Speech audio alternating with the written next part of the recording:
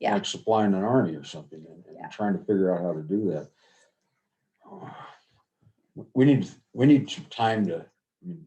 to think. But Yeah, keep it no, on and the that's why list. I said, maybe you can reach out. We can maybe get a work session going, something to have a bigger discussion And before a Joe- formal decision is Jody made. and I, in in the conversation we had, we talked maybe, we're looking like a month or two before we have to really start. I mean, we could probably get by next month or so. We'll do it. I mean, and that's why I told the So- state, I don't want to just bow out and take it away from our community. I just don't think But that's the right this is thing just to a do. Band-Aid. What's It's your just a opinion? Band-Aid. We need to make a long-term solution that Well, will. we've got the press on, and this is something that maybe is important. If we had any sense of the downside impact if this program were to go away. I'm assuming it's just the seniors that we're dealing with right now on this particular program. Yep. The other program is funded how? The TFAP one, Uh-huh. we don't have anything to do with that, John, so I don't know. It's not Yeah, through the county that's at all. run separate. It doesn't come through us at all. But they still have a commodities distribution They do. structure. They do, but I'm not sure exactly how it is or where they get Do it. you know who runs it? I do, and off the top of my head, I can't remember her name. I can get her name But too. what organization would it be? I'd have to go look. It's a church in South Fork. That's all I remember because we just don't deal Do with they it. do the whole county? Yeah, they do. They do. And it's, they do their distribution in Monte Vista at the church that's across from the bowling alley. What's that church that's back there? The Assembly. is it Nazarene. Nazarene, yes. But they're not the ones doing it. They just use They the just provide a Nazarene. location, Correct. Yeah, but they're handling it out of South Fork. that's my understanding. So maybe we can change some of these churches in Monty and embarrass them. Yeah, and Bob's been a great partner to us. He really Sure. has with the location and storing the food, and he's always been accommodating to my staff. Oh, I'm and their sure talent, that so. to the limits of their abilities, they will do that. We need to talk, we need to set a time. I Yep. say we, whoever wants to be there, and see what if we can come up with a solution that's for this, that we can sell to the state. That's what I'm needing. Okay. Okay. Wow. Yeah. So my next big issue, and you guys may or may not have seen it, it was in the newspaper. So single entry point, just to give you a little bit of a history with what single entry point is. Single entry point is when we do the determination for people who need in-home care or are going into the nursing home. And so like my staff in DSS does the financial assessment, single entry point does the functional assessment of what do you functionally need in your home, or are you ready to go in a nursing home? So that's what single entry point is. Single entry point can be run by an agency, it can be run by a government, and in government, it can be under public health, it can be under social services. Through the state of Colorado, you have a mixture of everything. In the San Luis Valley, up until just a couple of weeks ago, I was the only one that had single entry point under social services. The rest of the single entry points were under public health. And so that was an interesting dynamic in meetings and stuff, but Pueblo County has it under DSS. Fremont used to, Mesa used to, Otero County still has it under DSS. So there's just a mixture of doing that.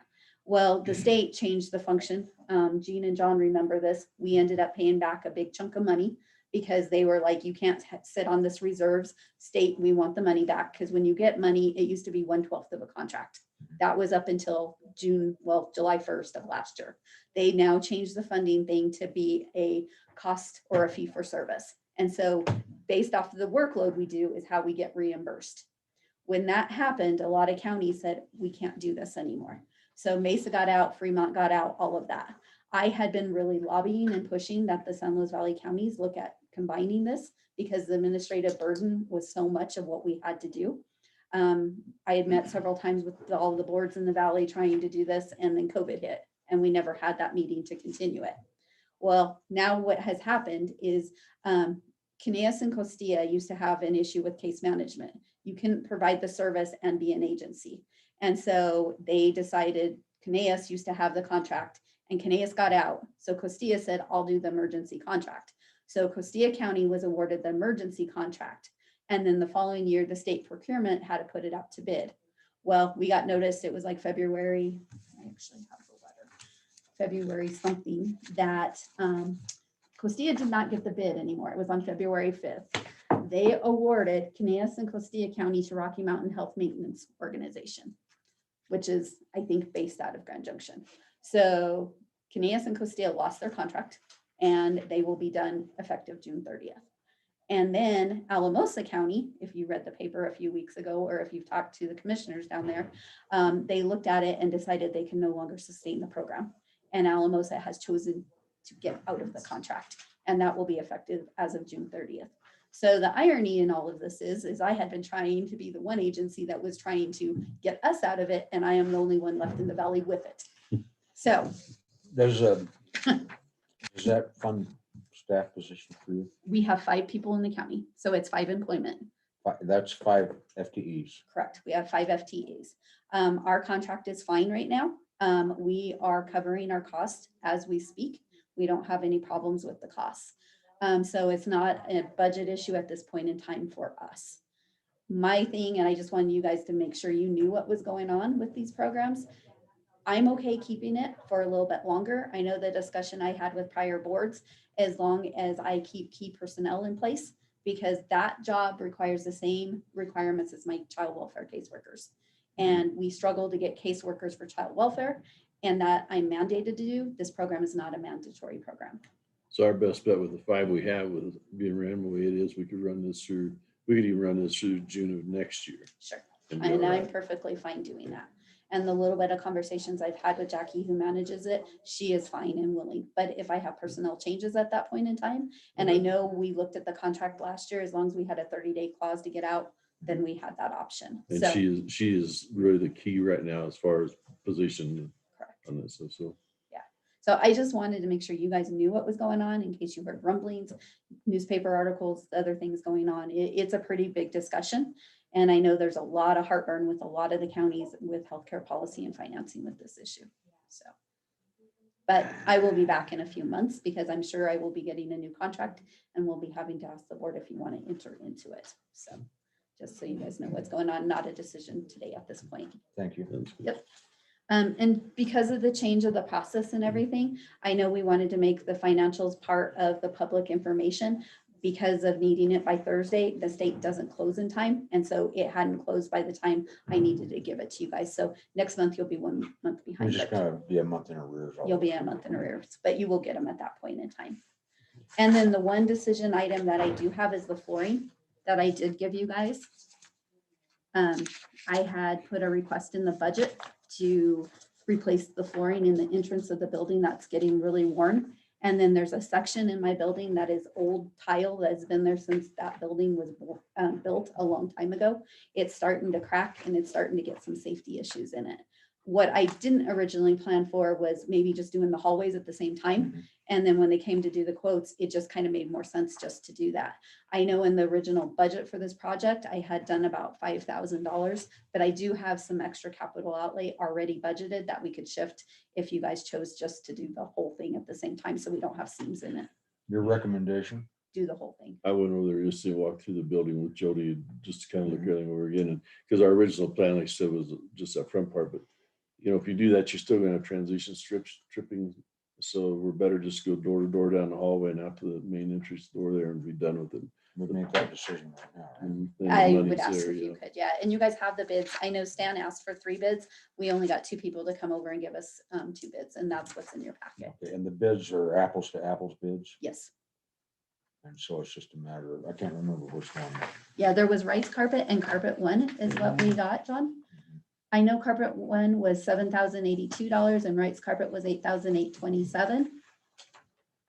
I know talking with Stan, he preferred to go with rice carpet, even though it was a little bit more pricier, but that's you guys' decision board, not my area of expertise. So I really, I'm not familiar with one company. I've never- I've done business with Carpet One, but my son did a lot of stuff with Right Carpet when he Right. was in business. So I think as far as quality and control and stuff, it's just a matter of, it It's- stands more comfortable with them. That'd be my opinion to go with it. So All you need is a motion then. I'll make the motion that we do the whole thing and use right carpet. I'll second that motion. motion second to do the carpeting with Right Carpeting, and all those in favor? Aye.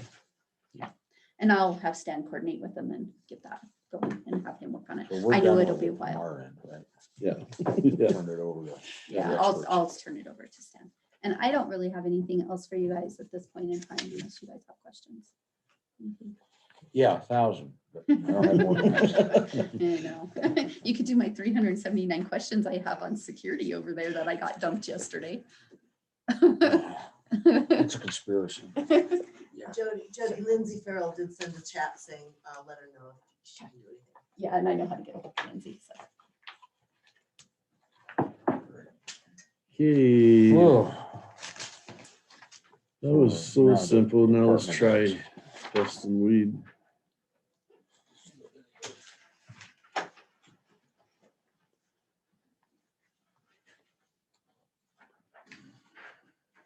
And also on the pest and weed, I talked to somebody and I guess there, in the past, there's been some unclearness, but it should be noxious weed. Anytime you mention Armando's deal, it should be noxious weeds and not just weeds. Or invasive. Cause it, Yes, Invasive is Correct. probably a better word because noxious infers poisonous. well, that's the way they actually yes, want it noxious. is noxious Colorado weeds. noxious. Yeah, In grants, they call them invasive. yeah, because they actually had some problems in this and My state laws over there, and it does state in state law, it says it does say noxious. It does. Yeah. noxious, Interesting. so. Just depends on the state. Yes, I have the rule books. Whether they're noxious or. Dealing with the law, the invasive. ordinance officers are now trying to train them. Yeah, they use, in dealing with the state, they use noxious and invasive almost interchangeably. When they send their little calendar out and stuff like that. Yeah, it's kind of ironic. I sit in those state meetings with the guys that write the rules and they don't use that word, so. Oh, I'm in the meetings. Yeah, the federal grants all use invasive, but it doesn't matter. We know they're bad weeds. But we call ourselves a pest Right. district, right? Yes. Right, So pest and, that, how we gonna do that? weed. Noxious pest? It's because it's in Noxious statute. pest and Pests. noxious weeds. Yeah, we make that title 4 foot long. Let's make Right. it simpler. Okay. Let's keep it simple. All right. What did you have for us on report today? Turned in the water report to the Colorado Department of Health and Environment. Finally got my well back together. Turned in a water sample yesterday. Hopefully, fingers crossed, everything's better. They blew it out, chlorinated it twice. Filter, we have filters going everywhere, new tank. We just pretty much did everything but drill a new well. And we sent the water samples in yesterday. That's kind of a big deal because you have to have clean drinking water to spray near vegetable crops by these new gap rules for these farmers. And I don't have enough money in my budget to buy a potato field, so Yeah. we're trying to get that clean water out of my well. And hopefully it worked. It's been a big process. Heaters are in my shop, way more efficient, turns on once, maybe twice a day. That's just efficiency was free. The heater was free. It's $1,300 to put it in, but I mean, it's what a difference. It stays one, which is awesome. Did we pay for that or did We're- huh? We're in a discussion on that, how we're Yes. gonna do that with them on the building deal. I guess we gotta think about that when we sign leases, right? Mhm. Yeah, And that has been, I believe, that has been commented on. so. I think the water with the well part is gonna be paid with them. Yeah. That's what my president told me. The heater, I don't know, not quite sure yet. They just think that I should be able to keep it frozen. I think we can't do that because we have to keep the chemicals warm and that there's nice equipment there that I do not want to freeze. It's an ongoing conversation on this. We talked to them 2 or 3 times and it's a matter of them getting back their board together and then getting an answer back to us. Which I'll pay for the heat because this is way more efficient than what I had. Just put in Well, insulation in it. that's how much propane using it. $1,300 in 6 weeks. So, And then my heater in office wasn't, well, it's working now. We had 2 circuit boards below. It's working great for $130. That was fixed. Finally had heat at the end of the winter time. Yeah, it was cold in there. you know. The water thing, this is, what was wrong with the well and why we have to Chloroform, major bacteria in there. chloroform in it? Heavy metals, which not a big deal because we could filter heavy metals out. The chloroform is a major. Coliform is a bug. Yep. And you don't want to be spraying that on Anywhere fruits and vegetables. around it, yep.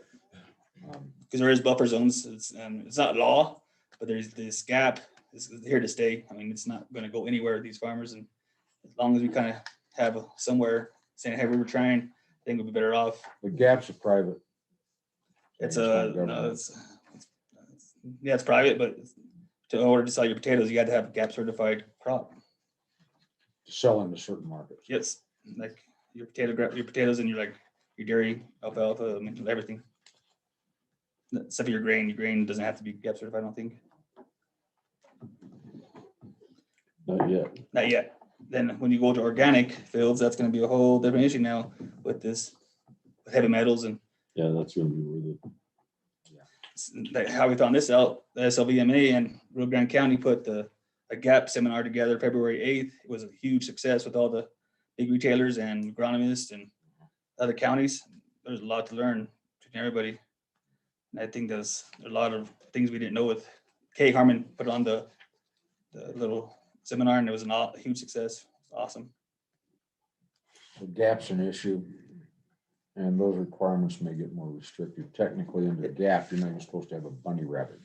Yep, but unless we know You're about supposed to be able to fence it off so no wildlife gets in. Yep, and the 10-foot area is supposed to take it out of your crop if it's something that does happen like that. It's just a bad It's a deal. marketing thing. Yes. People don't know how to watch their vegetables after they buy them. That's what it is.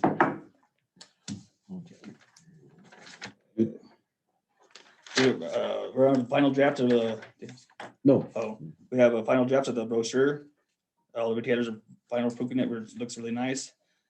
$5 each. We didn't think it would be that much to produce a brochure, which these brochures I'm gonna give to all the ordinance officers. And then with me saying, hey, you got these bad weeds, here's how you could solve it yourself, cheapest way. So I'm gonna wait till March, April with the SLV, the Colorado Department of Ag Grant. They're gonna go 1-to-1 matching with the SLVMA. So we can probably get 400 brochures for $2,000. And everybody's name stamped on it, all the retailers, and they're really happy about this right now. And so that's looking good.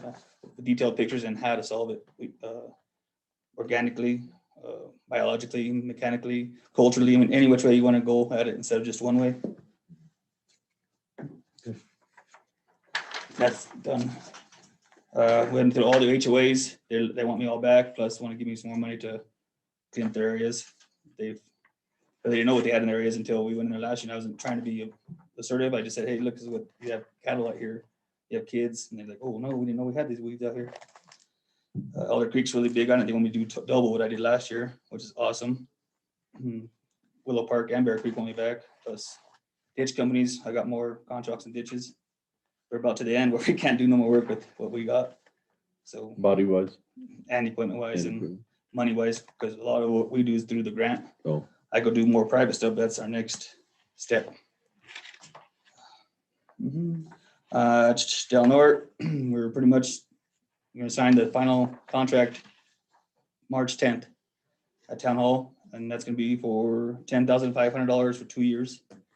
Contracts of $5,100 a year, with half of it matching with the grant. And then cemetery, I'm doing a bid right now. Del Norte Cemetery, it looks looking like $350 each time we go spray. It's about 10 acres. I got the map over there of what we spray just on the right of way to the cemetery, because there's a lot of there's no boards. The Del Norte owns it, but a lot of people are getting frustrated with all the weeds around the cemetery on the right of way, not the grave sites itself. So Del Norte asked me to do some bidding on it. And SLVMA is going to see if there is any grant funding. It's a little late for help right now, but it's going to be about $350 each time you go in there to clean up the right of way, about 10 acres worth. And I got the map to prove that that's how many acres it's going to be. That's the product and the time. Yep, and the gas, everything, insurance. That's all it is going to be your kochia weed and your Russian knapweed, or your Russian thistle, which is your tumbleweed. Your southern, but there's not enough deer to eat the kochia, and then the Russian thistle, there's no feed value to it, to any animals, just a fire danger. Well, the only thing is to get rid of that fire danger, they had to get in there and rake it, or it's just gonna stay there. I mean, I could get the new weeds, but the old weeds are, gotta clean that up first. A little bit of wind blows it depends. Yeah. City of Monte Vista, they got a new ordinance officer. I talked to the chief. It's gonna be awesome. Working relationship. They did $1,000 to help with the weeds this year, which SLVMA will grant the other $1,000 to help fight their city's problems. And Lopez is his name. He's awesome. He looks like he's really wanted to go to work. Yeah, I talked to Rob just to use some free up on it. So. And then we're about to set the final drafts of the weed management plans to all 3 cities, towns. we're like almost there. That's March 10th for Del Norte. They're working on Monte Vistas and South Forks. Nate's gonna look into it to finish all up, and then we're all set up to be ready to go. What else I got? Then we want to buy a new side by side. Yeah, that's down here. It's So down in the that's- next section. And water, a lot of people are worried about water. I've been to all these switch meetings and they're really concerned, and they're asking me, what can we do? It's like, I don't know yet. We're in What is workshop. that? How does that, you're talking about irrigation water? Yes, ditch, like, How, what's weed have to do with that? they're asking how the county could help, because there's a lot of subcontractors or advisors are been not so honest. And so they're looking at for good lawyers. Like, I'm not recommending lawyers for water. You're talking about water? Yes, because I know, like, work to all these guys that, so that's in the conversation, they always ask, what's the county doing to kind of help? I was like, I don't know, I know the county is trying to help a little bit, but we don't know what's going The on. county really doesn't have a lot to say about it. I know, I didn't really give much information, but they're just But, I asking for mean, help. That's, they should have been involved 10 years ago. But when I'm there, I'm not gonna be, I'm trying to help as much as I The can. concrete's almost set on that one. But that's a lot of concern on that right now. But those kinds of questions are gonna start coming before the county. And we probably ought to be able to at least have a position on it. And there are people we can, not lawyers, but there are organizations we can refer them to and say, here's a group that's dealing with that. That's what they're kind of asking for now. Like, I don't know what's going on yet. But they implemented the rules and regs. Mhm.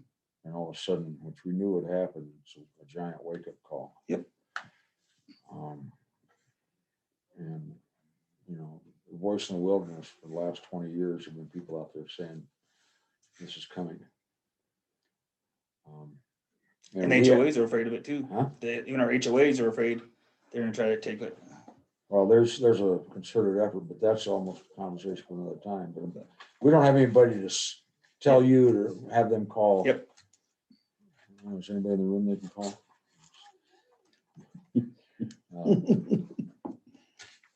Thank you. I saw that on your report now. And that's just something I don't know how to answer that question, I guess. Because most of these ditch owners, if they're not direct reverters, belong to a ditch board or Mhm. association. Quite frankly, it should be happening at that Well, level. they're just asking, not for help financially, but maybe if we know good lawyers or that will help, or so I guess there's been some not honest deeds been done. Hard lessons learned. Let's just say compromise is the word. Thank you for that. With the board's permission, can we skip down and do the second part of his? I'm in favor of that, so he can get back to work. Huh? Two pieces, the Two more. purchase and the resolution Yes. allowing them to do public To contracting, do the private private contract. contracting, right, Okay. for the public. So we have the bids. What was it, Kubota, John Deere, and what was the third one? We did a CF Moto, and we started out trying to get a Kawasaki because we thought it'd meet all the things first. They're looking middle of summer or after before they're. Oh, gonna that's get just it. a lead time on that. The CF Moto was kind of the same way. It was a little bit faster, but not a guaranteed date. Looked at the Kubota, they couldn't give us a definite date. They said, well, we can probably get it within a week to 10 days. This is the co-op then. Mhm. Up to the summertime. Yeah, up to summertime. So we got hold of John Deere. John Deere had one. We were able to locate it, get it. It's sitting in Monty, ready to go. Gator. Mondo's got it ready to go for the ditch work. The CF Moto, we were going to trade in on the other. We're just going to be able to sell it with a little trailer now, and it'll offset everything it took to. Will that just be a property disposal? Yeah. then at that It'd be point? under budget then, big time. It'll be well under where we're at to start with. So based on not so much price, but availability and the urgency Availability. of having a piece of equipment. now, Warranty and parts. Yeah, parts was the biggest thing that scared us more than anything. Was I'm if something assuming happens. didn't co-op support Kubota with parts? They do, but they're having a hard time Just Excuse me, supply chain, getting the stuff. Supply chain, and, Also with the spray tank, John Deere really liked what I was doing. So they ordered 3 more tanks so they could set 3 different machines for go other places because they, with the spray tank I want, it's makes sense. So they will guarantee parts for me and they're gonna put the spray tank on there for free and I'll have cheaper shipping because it's going to John Deere. So beyond price, what we have is 1, availability right now, timing, and 2 is the parts availability. Mhm. Those 2 things. Okay. And your recommendation is that we buy the John Deere then because it's available? Yes, Yeah. it's long. My board does too. I move that we approve the purchase of the John Deere side-by-side On that, as you put. I don't know the legality of how to sell that trailer and the 4-wheeler. I don't have to go to. We'll deal with we'll that deal later. with it, Okay. yeah. Don't worry about that. Okay. So I'll second that motion. The motion second to purchase John Deere. All those in favor? All right. Aye. Okay. Now, where was that other one? Item It's C, the resolution. item C, recommend adoption of pest and weed district practice of private Okay. contracting. There's a resolution. I haven't seen that yet. It just gives you formalizes. Yep. Formalize what you've been doing Yeah. for years. It's just the safe thing to do. If you change out elected officials that have a different opinion and they want to blame you for it. Okay. Because we're going there's a to. Yeah, I see that. reso. Well, I move that we approve the resolution authorizing our pest and weed district to contract with private parties for noxious weed control Second. That's not just for Weed or noxious. pest. Yes, or pest. pest. So I have got Yeah. letters from like my competitors, and you've seen them, they have no interest in what I'm doing. They're from them start up a tractor, what I'm doing, it just costs more money. So I don't want to drag we'll get this it. out, but when we talk about pest, what does that just cover? My prairie dogs. Right now I have to get like, what do you think I'm licensed for? Seriously, what I'm licensed for, and right now I'm going to turf next.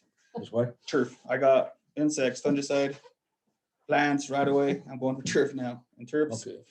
next will be, Well, I guess I'm focusing on pests. Does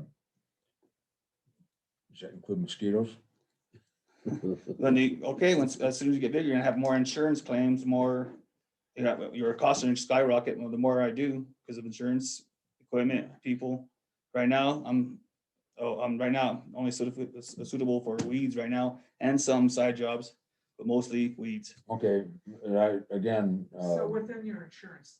Insurances coverage. and Right. my equipment. okay, but I'm still focused on, all that can be changed. Yeah. What I'm focused on is what is a pest? Whatever I'm licensed for right now, seriously. No, what is a pest? Whether you're licensed Oh, for it or not. well, what the is reason we pest? became a pest district is so I could take with the sheriff. I could, hey, I could go on the property legally as long as I have adequate, I think it's there. So I would actually have to legally take the sheriff with me or law enforcement, depending where it's at, and say, this is the weed and this is I not supposed to got be here. that. What is a pest? That's something that doesn't belong. No, By definition. we talk about insects and all that. So Yes. if we decide, for instance, there's some aphid that you can't raise stone fruit here in the valley Mhm. because the potato guys have an aphid problem, Mhm. right? So they will not sell me a plum tree down here because of potato guys.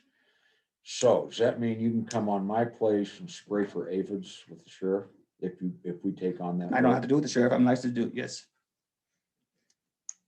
And the pest side of it gets you there rather than just the weed. Yes, that's why we're the pest district. The pest district gets you there. That's why I have the insects for on my license. For the I aphids. got all Yeah, that. but I yes. just want to know, Yes, when somebody shows up, when I get a call from the farm and says somebody had a spray in my place, yes, I understand. okay, what restrictions do you have? It's organic, Oh, that's gap. That's huge. not GAP, organic. It's, What rights does the organic farmer have? Buffer zones. That's most of it. I mean, What depends. about entry?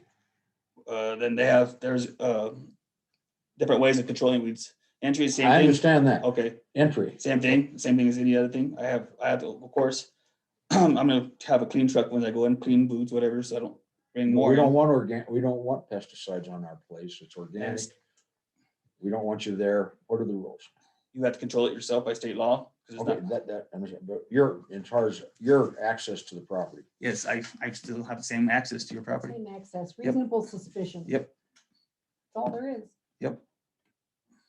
He would have access to go I would inspect. assume in that situation, you would call them and say. I have Well, oh yeah, I'm not all about, Yeah, Mr. Sheriff, come so over the- here now. I'm not, So but private more education contracting, first. What we're talking about in the resolution is someone calls Armando. and I says, understand "Would you that, spray But for we had a something?" situation where, Not with me. no, we had a situation before you. Yes. We had a situation before you where our weed control people went out, made threats, entered the property, trespassed, and it could have gotten the county into a lot of trouble. That's why I'm asking specifically for clarity on our authorities and what process we have to go through. My recommendation, something like that, because now you're crossing civil, criminal, and now my recommendation is get a court order. Exactly. Commissioners first. That's where I was Yes. headed with this. It's not the weed guy just decides he's Oh, gonna no, trump no, onto no. the place. Court order. And in law, it says I'm supposed to give you a warning, then I goes all the way to county commissioners, then we go. I mean, there's a Yeah, steps we to it. got that. I know we got the forced entry thing Yeah. on our stuff. But whenever you start talking about organic, Yes, forget GAP. I understand. Organic's federal standards, Mhm. GAP isn't. And when you start crossing over there, Mhm. the county has to be protected from liability caused by somebody making a mistake. Mhm. That's where I was headed with this. And then the arbitrary decision of what is a controllable pest and what isn't. Yeah. I understand that you're not licensed or you're maybe Yeah. not doing this, but the law allows for you to. It's just a matter of jumping through the hoops of certifications and licensing and insurance and all that. But that's all administrative. Yep. With our safety standards that we've put in the weed, pest and noxious weed district down there, we have the rating we have right now with CDA and with Steve Ryder and things, they're very high on what Armando's done. He's got more training in place and more skill set than maybe since Daryl Plain did it way back whenever, and Daryl didn't do half the stuff that we're doing nowadays No, because that's there wasn't anything in the airport. So I do think- have botanists, agronomists to be, because I know the agronomists, so I hire their kids before they go to college, so I could train them how to get chemical the numbers in their heads and how to fix the paperwork and how to go spot something. I hired the good people, teachers. Well, I just want to make sure we're clear on process. Yeah. And And I think I dealt with you this summer. How do you think I did? My report card. I think you did fine. I'm thinking, don't kill my bees. Oh, no, I'm a big Okay. bee lover. You understand what I'm saying? Yep, monarchs. Okay. Or don't make my crop non-organic. And I specifically had that problem with understand. this weed board back in the day, where they oversprayed, there was no buffer zone. So I want to make sure that we're clear on our rights and our Oh, responsibilities. I'm pretty, I'm pretty there all the time. I'm where they are. I'm ahead of them with the lettuce, because I got lettuce, spinach, alfalfa, organic. I mean, I got all my thing. We got bees, granola, we're everywhere. So I'm always ahead of where they are. I have a plan where they're every day. I don't spray. I'm always in my truck ahead of these guys, trying to figure out where they're at. I can tell you from when I did my one-on-one initially with Armando, that he's very conscientious about how complex this profession is. That there's a lot of considerations. You have to follow the law, you have to be certified and licensed and, be communicative with the property owners. So I really felt a lot of confidence in his word. Yeah, I think the biggest problem we've had with Armando, since he's sitting there and talking about him, is we just can't get him motivated and energized. It's hard to get him to. Well, when we have a good employee like that, they tend to get headhunted out of here. Yeah. And it's not you I'm I understand, concerned I about, understand. it's your replacement. I'll Yeah, stand exactly. between him and the head of it. But I think it's gonna get worse. I'm not trying to, there's been these Yeah. town meetings, I'm not saying, but there's a lot of people wanting to have change. They're all against chemical and be cost effective. What we're doing, you have to have chemical. There's no, the cost effectiveness of it, there's It's no a other fight we're way. gonna have to fight when we get there. It's coming, so it's in everything we do. I think we're doing pretty good. All right. Well, I'm waiting for the next glyphosate lawsuit. I won't say which chemical company, they will not even sell it anymore. It's in our county. They won't have a tank sitting, it's like, oh, buy it off you. They don't even sell it. They're like, just, No, they don't have the liability. yep. I think it's sort of, right now, it's really only acceptable to use for buffalo grass and that's it. Here? Well, okay, dicambra. Oh, Take yeah. it. No, Take your I'm pick. sorry, but like glyphosate's used I'll widely show- here. if There's a environmental impact statement that was done by the federal government.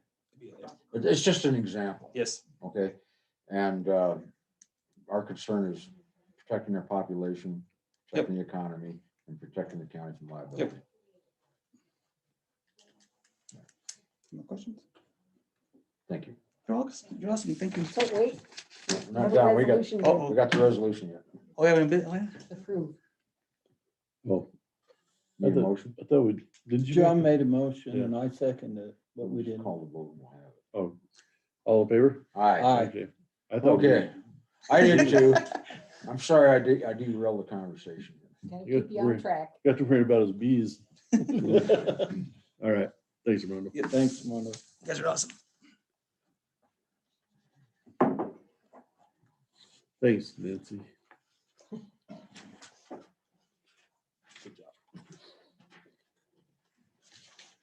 We're back to poor Jack Rudder. huh? Jack Rudder, There he is, I see him up there. do you have your department with you today or are you by yourself?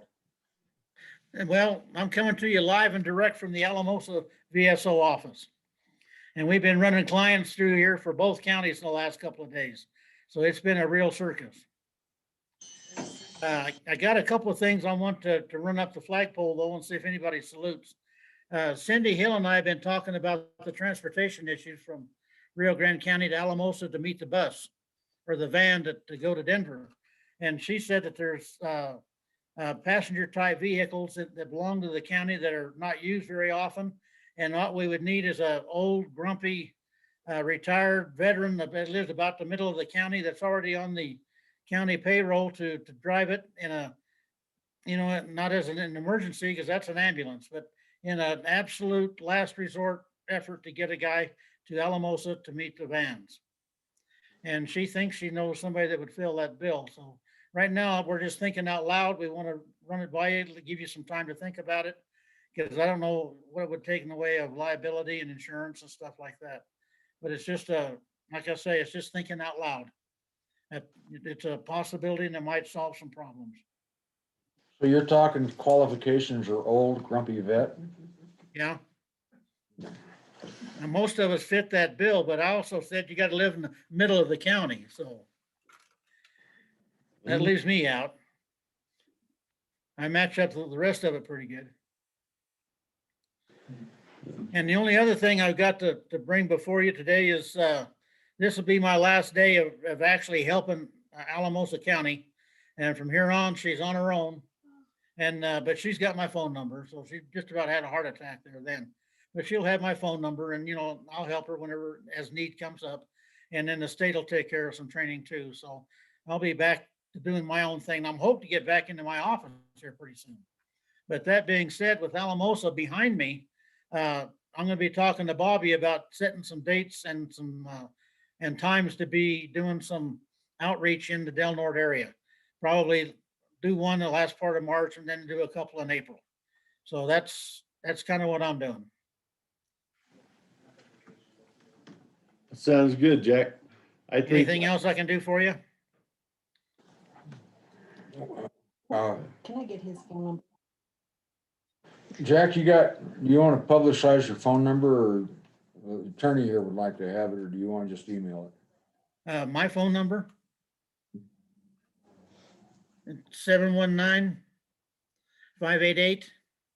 719-588-9838. It's my cell phone. That's Thank good. you, Jack.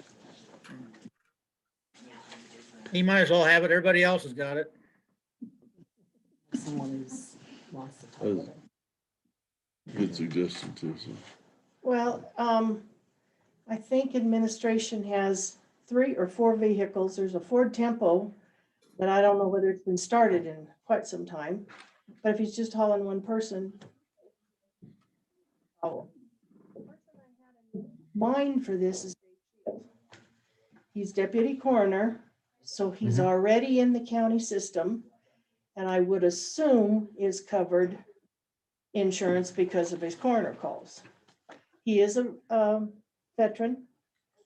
He was a medic in the veterans, or when he was in the military. He's worked companies, he's worked ambulance, he's been coroner in Rio Grande County. And that's what we were saying, you know, Dave. Yeah. But we haven't said anything to Dave until we were sure that that was something you guys would be. I think we need to figure out whether or not it's something we could do on our insurance and our protection and stuff. And then I think it's a great idea and Dave would be good for it Yeah. if he's going to do it, but we probably get our ducks in a row first on. So we have some specific questions about insurance, qualificate, whatever it is we have to do. But that, if we had those answered, then I think we could probably make a pretty quick decision on that. There is a need, clearly, in the Mustang and. There is a need, but it's not very often. You know what I mean? It's just now and then. But when there is a need, it's a dire need because it may mean the difference between life and death to that guy. Because he may need to get to Denver for treatments for something that can't be had here locally. Sure. So, yeah, we just wanted to run it up the flagpole and see if anybody would salute, give you some idea. It's an idea that we were kicking around, and we'll take it from there and then see what we can do.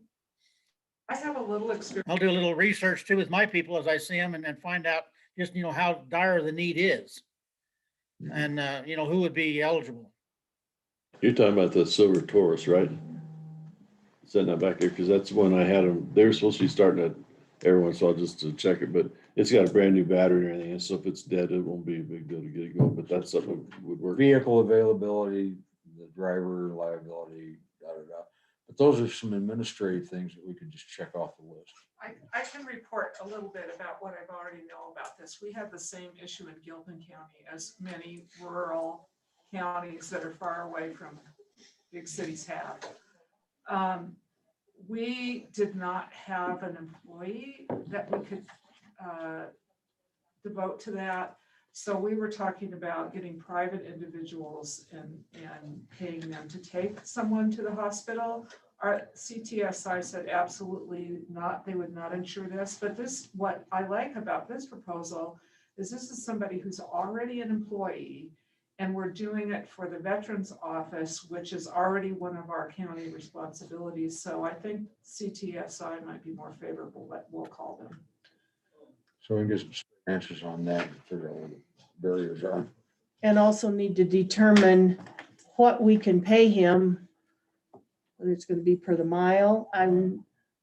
Coroner call, I think, is just a flat rate. You go on a coroner call and because he stays within the county. But we would need to determine, he's going to ask, that's going to be one of the first questions, how much am I Sure. going to get paid for it? So that's something the county has to Well, decide. Jack, you'll have an idea kind of probably how many times this would come up other than just a straight out emergency. You'd kind of know whether it's gonna be once or twice a month or something like that. Yeah, I would doubt if it's even that much. But I can pull the records here in the Alamosa office and see how many times he's taken somebody, from, because there's a list of everybody that's used the vans. Okay. And, but then that's not really going to be true either because most of them people brought themselves over. So I just have to, Yeah, don't worry about scratching that. the surface to find out what's going on. And I don't think it'd be twice a month even. My concern is we're developing a program to meet a need for our veterans. Do we develop it around the need or do we develop it around available personnel? Because Dave won't be here that many years.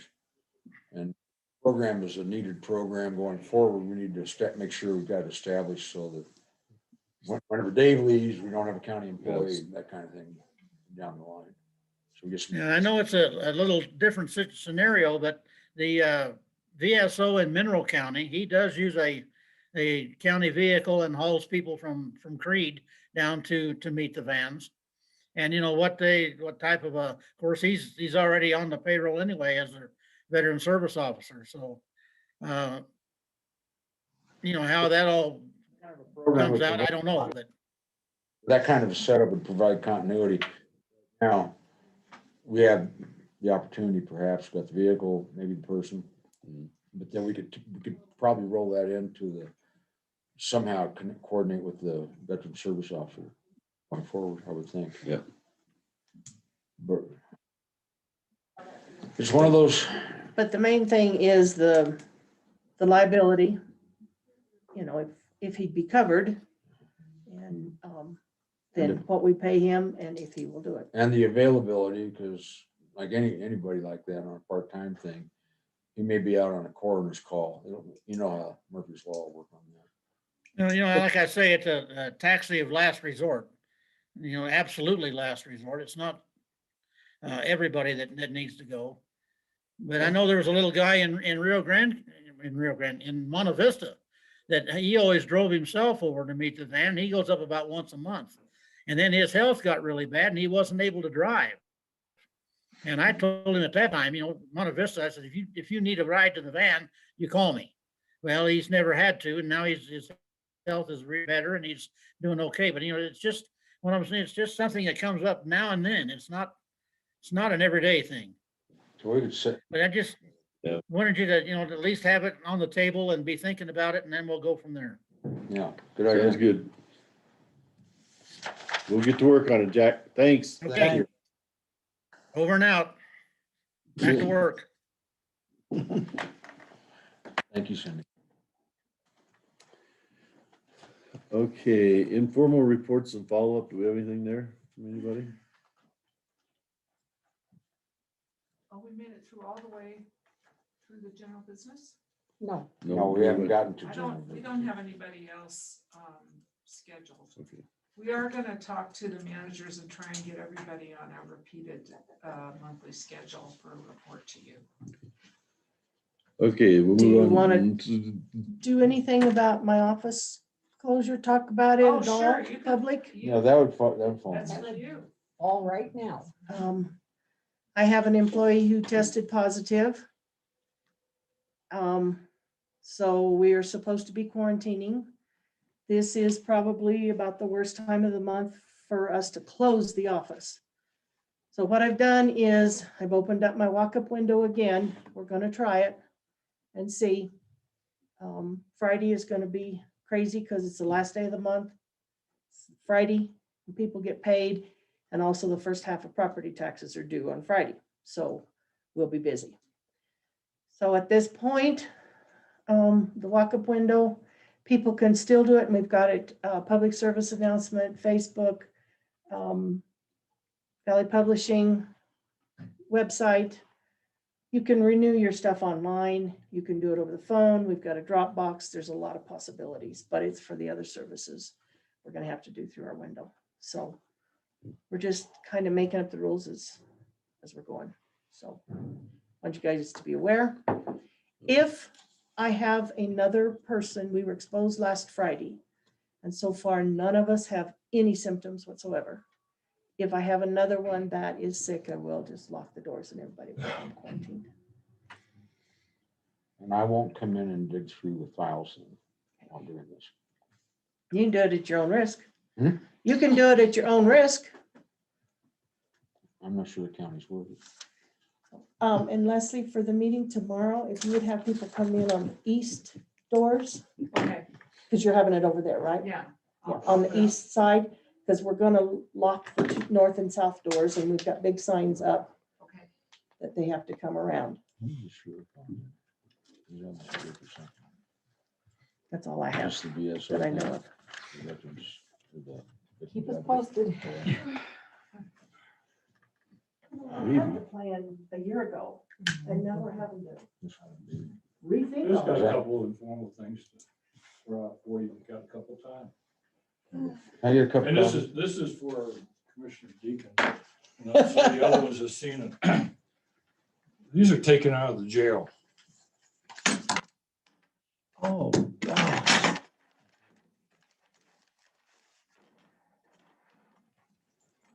That's paper. That's how hard that is. And this here, Oh, no. that was taken off one coming into the jail. Okay. And they say jailers isn't a dangerous job. Also, on top of that, we've got 2 on quarantine, on patrol. Employees, officers. Officers? patrol deputies are on quarantine. I've got two. They won't be back until 3 March. I think it is 3 March. And right now, just for info, we're doing a shakedown in the jail. I've got the dog over there now, and that's what we're working on. So I've been getting text and photos and stuff back and forth. And until we can talk later, I got some other information, but I believe it would be best. And Nancy and I have already talked about it. We'll keep it for the table. We're looking at stats for the last 3 years. It's kind of interesting to see what's happening. What used to be down before COVID, those calls for service are up. So you can see everyone being placed in, their homes and not going to work and all this stuff. We've seen the upswing in the home type crimes and that. So we're watching that really close. The first part of the year here compared to the last part of the year, we've had a lot of increases on home-based crimes. Okay, scams are being coming up, increasing. The unemployment scam, we got 4 more yesterday. And we keep track of them because they want a case number. So that in itself is a separate thing that we are trying to keep track of. Do you do the investigations or you just set the case number? Unless we have a suspect that was, no What are you good. gonna do? Yeah, We don't even know if it's so oriented from Colorado, let alone, It I could mean, be every state. Ukraine. they have gone up since the new computerized system.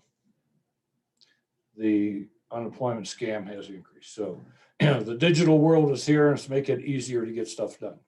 I just got alerted, Jody just told me a little while ago, I guess one of her persons got a big box of steel wool from China.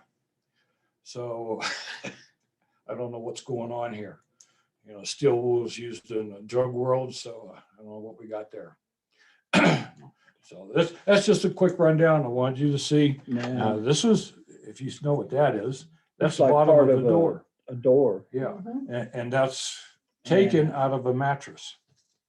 How often do you go through the jail and As often as we feel as you necessary. feel it has to Yeah. be? Wow, So it's just that's like, scary. yeah, and a lot of times that's why I can't get people to work.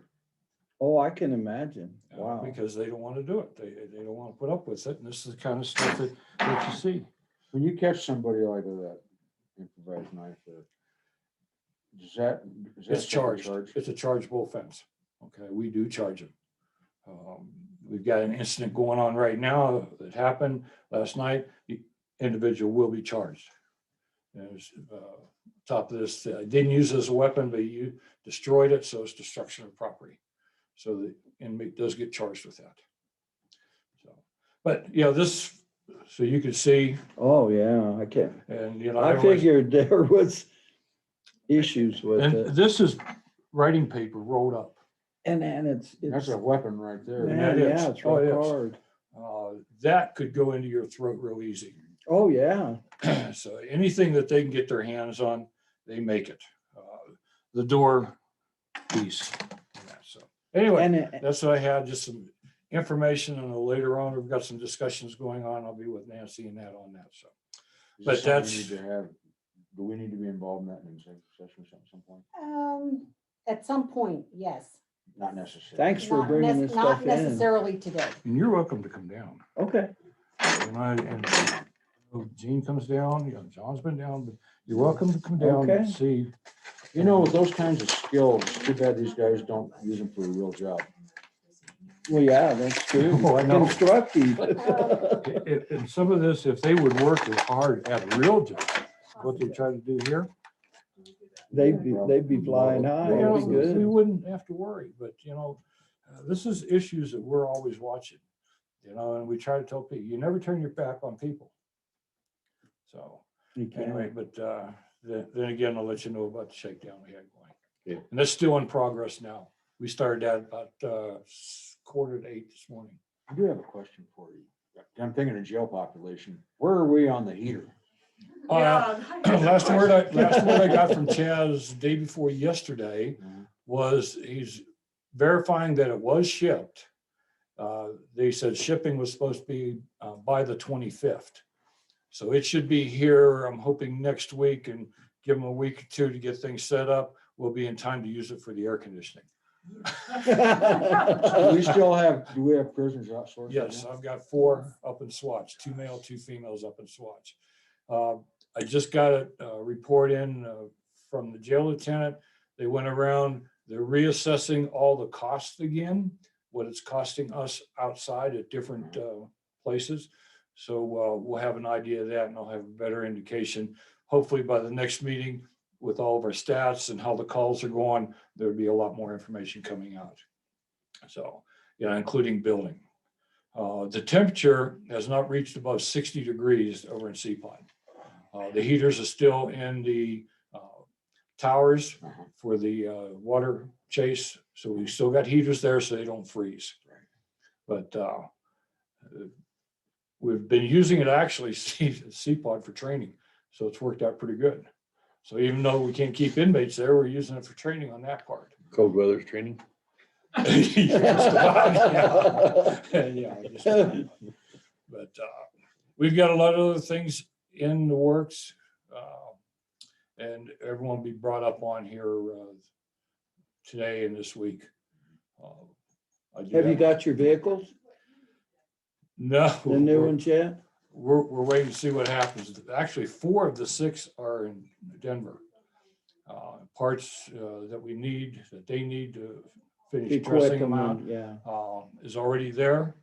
And right now, our 3rd vehicle had to be deadlined because parts, we just can't get parts. It's too costly. I'm driving an old Durango now, so it's got less miles, but we've got 2 that we can't even get into now. We have to use our Slim Jim to get the doors because the locks don't work anymore. So we took those offline. Maybe some of your guys could help out. Can you just leave the door open, the engine running? Maybe I need a metal shop or something to put them to work. But that's just a quick rundown. That's just some informal stuff going on to keep you abreast. Thank you. Okay. And again, you're all welcome down there. Thank you. We've done some upgrades and made it nice for some people health wise. So y'all come down, and you should be coming down for your annual here pretty soon. Yeah, we gotta do our annual tour, right? Yeah, should be shortly. Yeah. I'll find out what's in the kitchen before you get down. Let us know when the heater's in. Or what jacket to wear.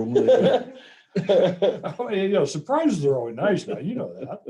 Okay, but yeah, you need to come down and spend a couple hours with us. Okay, you'll get the tour, we'll take you through. Okay. But you need to do that soon. We got a lot of stuff going on. And it'll make things, I think, a little bit easier down the road and recognize what's happening. So we go over and do all the walkthrough and then have lunch there. Oh, okay. Yeah. Yeah, and it's just not beans and ham all the time. Oh, I see what you guys, looks pretty tasty. So I I love got a good cook. Yeah. I'm still looking for another cook. So, yeah, not anyone that wants to put application in, put an application in. How many hours do they end up working? Excuse me? Or how many hours a week does the cook work? Oh, it's a full time. It's a full-time 40 Oh, hour. yeah. It's full time because, they've got 3 meals a day, right? they work, 3 a day, even though the morning, maybe a cold one, but you got 2 hots, you got 7 days a week. Wow. And they're always preparing food all the time. So we need somebody down there. Staff wise, I'm 50% across the board. So I can't get anyone, and with the unemployment, they pay better than I do. So sad. Okay, that's what I have. Any other questions? We're making it easy. We'll be together later on. Thanks. So do we need the sheriff for this discussion on this? You wanted some time in executive session, Okay. so don't disappear, because I think we're going there pretty quickly. Well, are we? We got the strategy plan, which is that a lengthy conversation? That's the About workshop. 30 minutes. Well, yeah, but it's ahead of the executive session, so that's the reason I'm trying to figure out what. I'd like to go down and be able to check, see how it's going down. I'll Can we text just you. text you? Okay, yeah, if Okay. you do that, Sure, appreciate it. Thank no you. worries. I'm just hanging out. She's with me later. Okay.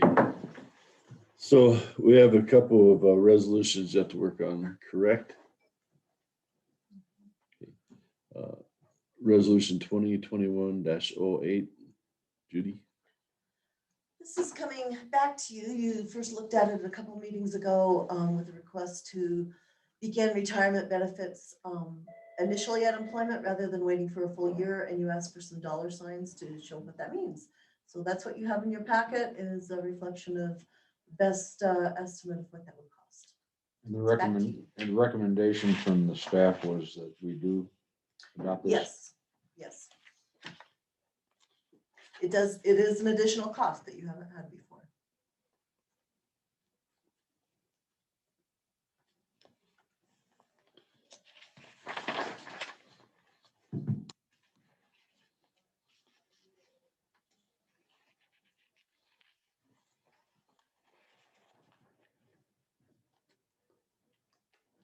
I would move that we adopt the proposal as presented to make our employees eligible for participate in the retirement plan as of the date of employment, and that we approve. And so my motion is to adopt the resolution revising the contract.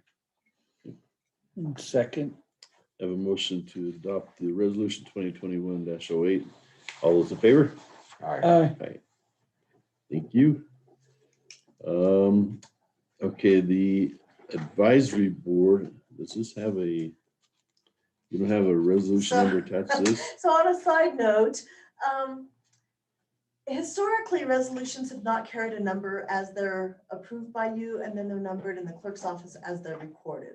I had made an attempt to sort of gather our collective knowledge around what resolutions were floating where and put the numbers on as we started. It turned out that was a duplication of effort, and I was making more work for the clerk's office. So I backed off of that. We'll go back to presenting the resolutions to you without a number and then getting them numbered. So this is the transition point between these two resolutions. So this one does not have a number yet. Okay, Do we, how do other counties and municipalities handle it? It varies. And really, the clerk's office is willing to work either way. I just didn't see a need to create more work for them. The reason I We ask can find is, a way to. from our manage it. perspective, of course, we're doing a flurry of resolutions right now. Maybe won't be a factor in the future, but for us keeping track of it. So that when we make a motion that we approve resolution so-and-so, it would be resolution 2021-08. And really, if you, Why we wanted to go to that system so that we could watch them more carefully and have a way to track them. really, if you feel strongly about it, the clerk's office was willing to do whatever you choose to do. So we can take that back. Why would this is just a procedural question, I'm not being an obstructionist here. Why would the clerk be assigning these? When they receive them, they're doing two things. They're recording them into their system, Right, and they are putting the body of that resolution into your minutes. correct? And so the order that they end up being acted upon and or recorded is what they are seeing. When you have a resolution, a great example is resolution 2, because it was your liaison appointment. Mhm. You first looked at it at your first meeting in January. You talked about it a little bit, made some changes, brought it back to your second meeting in January, talked some more, made some more changes. It got adopted in February. So resolution 2 was out of sequence for them because it was delayed in action. Now, whether that's important or not, what's important to me is that we have a series of resolutions here that we can go to and say, nothing fell off the radar. We acted on everything. Now, if you had gotten to a resolution and said, we're just not gonna do it, I still track that.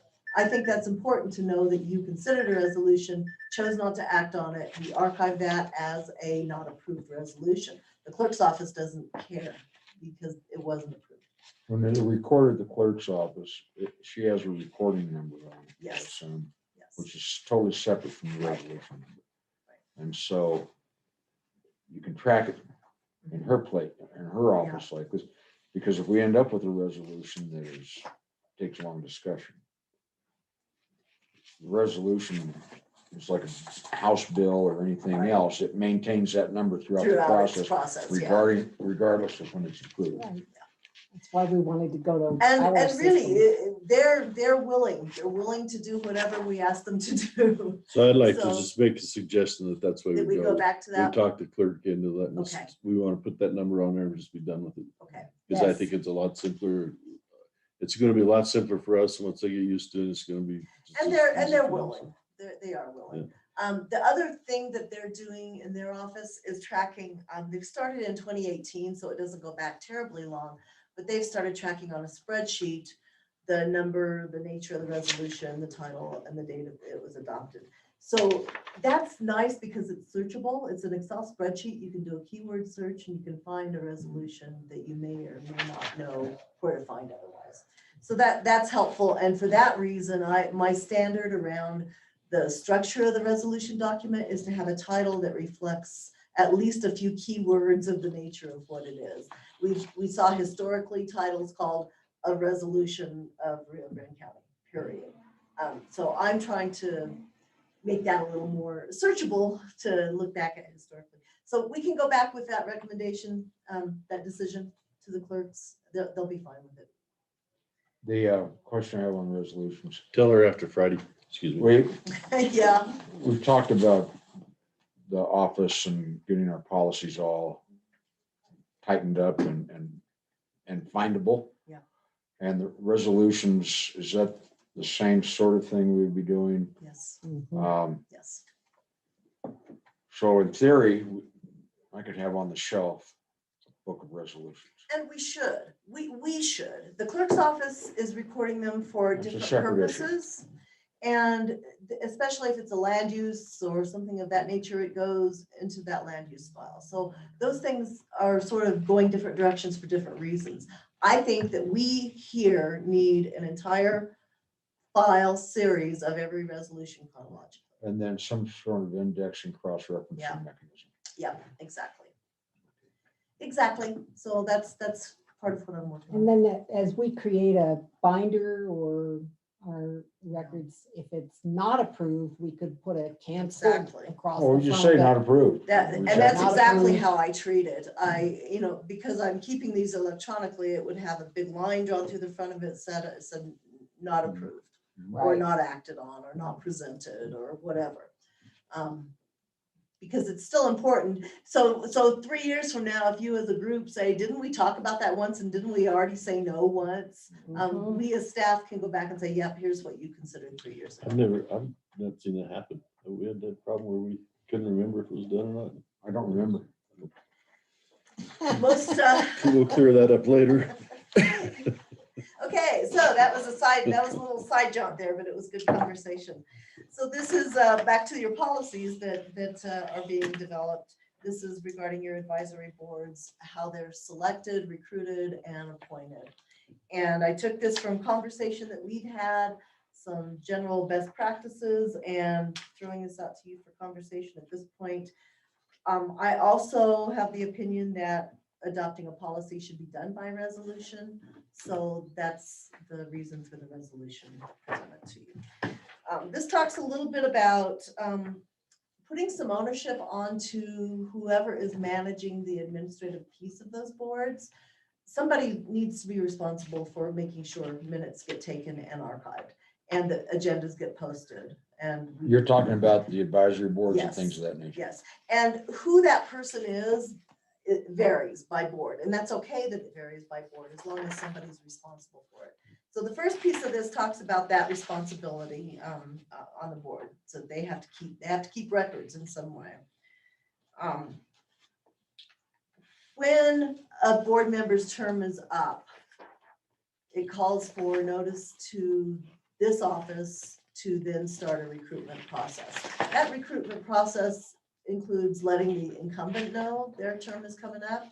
It includes some postings, some advertising to the extent that we feel that we need to. It's written a little bit loosely so that we can tailor it to the needs of how hard it is to fill that seat on the board. And then it's got a little summary of all the boards, what they do, their authorization structure, and then some forms for what that looks like for recruiting applicants. Judy, I'm looking at this. We have liaisons, which are commissioners, which various committees we serve on. And then we have the advisory and or boards that we appoint individuals to. I didn't see in the resolutions anything that says anything specifically about what we do with these various boards. The liaisons, Mhm. that's because they're not our boards. We are invited by that entity to participate in some way, either appoint a ex officio or a liaison or a voting member, and it might be different among all those. So this is just a list of the boards. This which- is your directly appointed boards. And those liaison boards are still important. And your last conversation with Water Basin was a great example of that. Yep. We can't control what they do.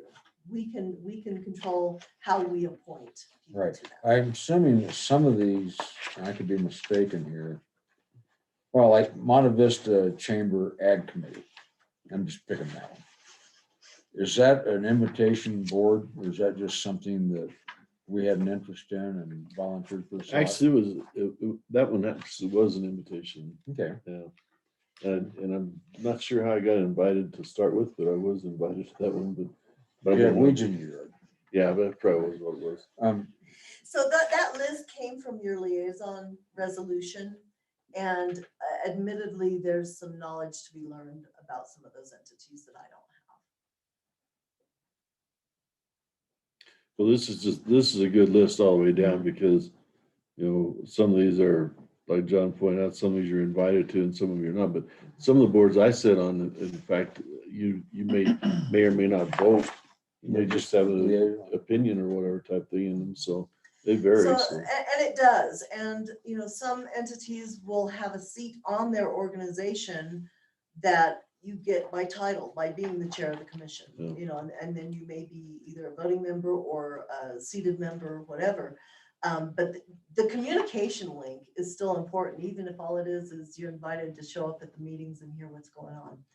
So we didn't want to lose track of that, but we don't get to decide how those invitations are extended either. I'm just scanning this list. We have two of them here.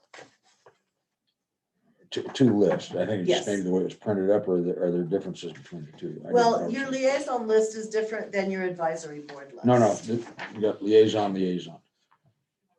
I haven't gone through and done a line by line to make sure they say the same thing. I'm assuming they do, and it was just a They printing. they issue. look like it. I'm thinking maybe that's, oh yeah, I see now.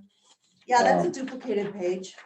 Well, I thought we were going to be a lot busier. Okay, what I don't see on here, and I'm just scanning this, is the liaison to the airport advisory board.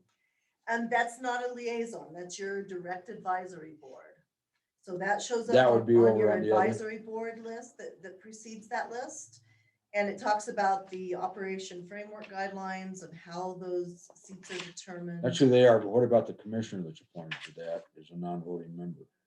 That is specified in the operation framework. Okay, because in the past, whenever we adopt our board liaisons, they're all on one list and we go through and pick. And them out. you can deal with that as part of your liaison resolution. That you have a seat at the table on that airport board by virtue of the design of that board. Okay, but we still And need it's to your appoint that liaison. And we've been doing it on the annual basis.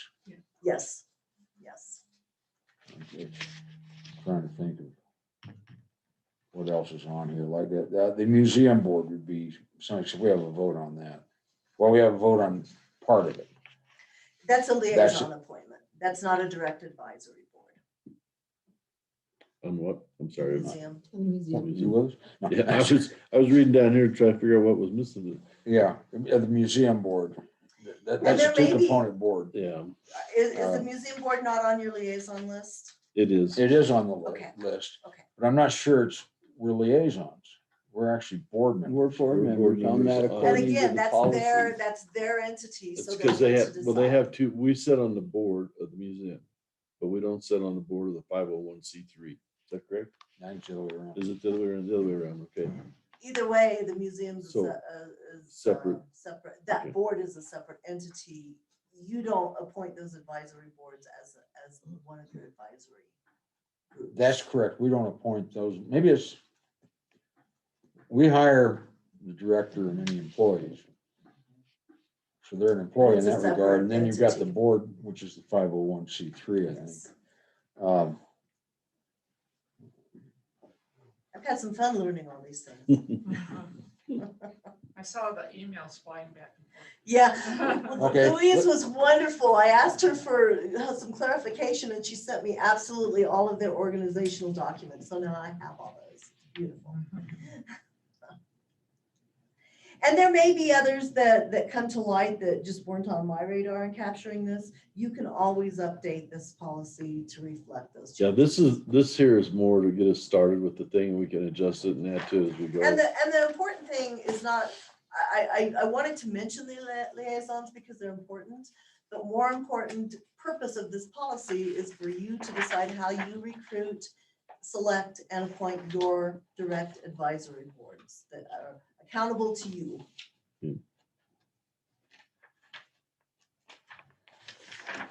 Then we have, obviously, the airport advisory board, we've got the application weed control test district, that is also an advisory board, Yes, but it's not listed as such, is it? yes, it is.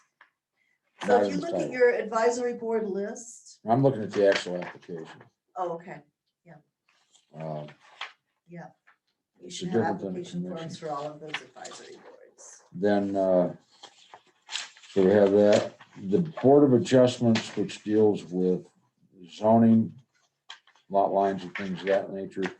And then the Board of Appeals, which we've had a conversation about, which would be building code Building, items, exactly, two different things. exactly. And what's our relationship with the board as commissioners, with the Board of Adjustment and the Board of Appeals?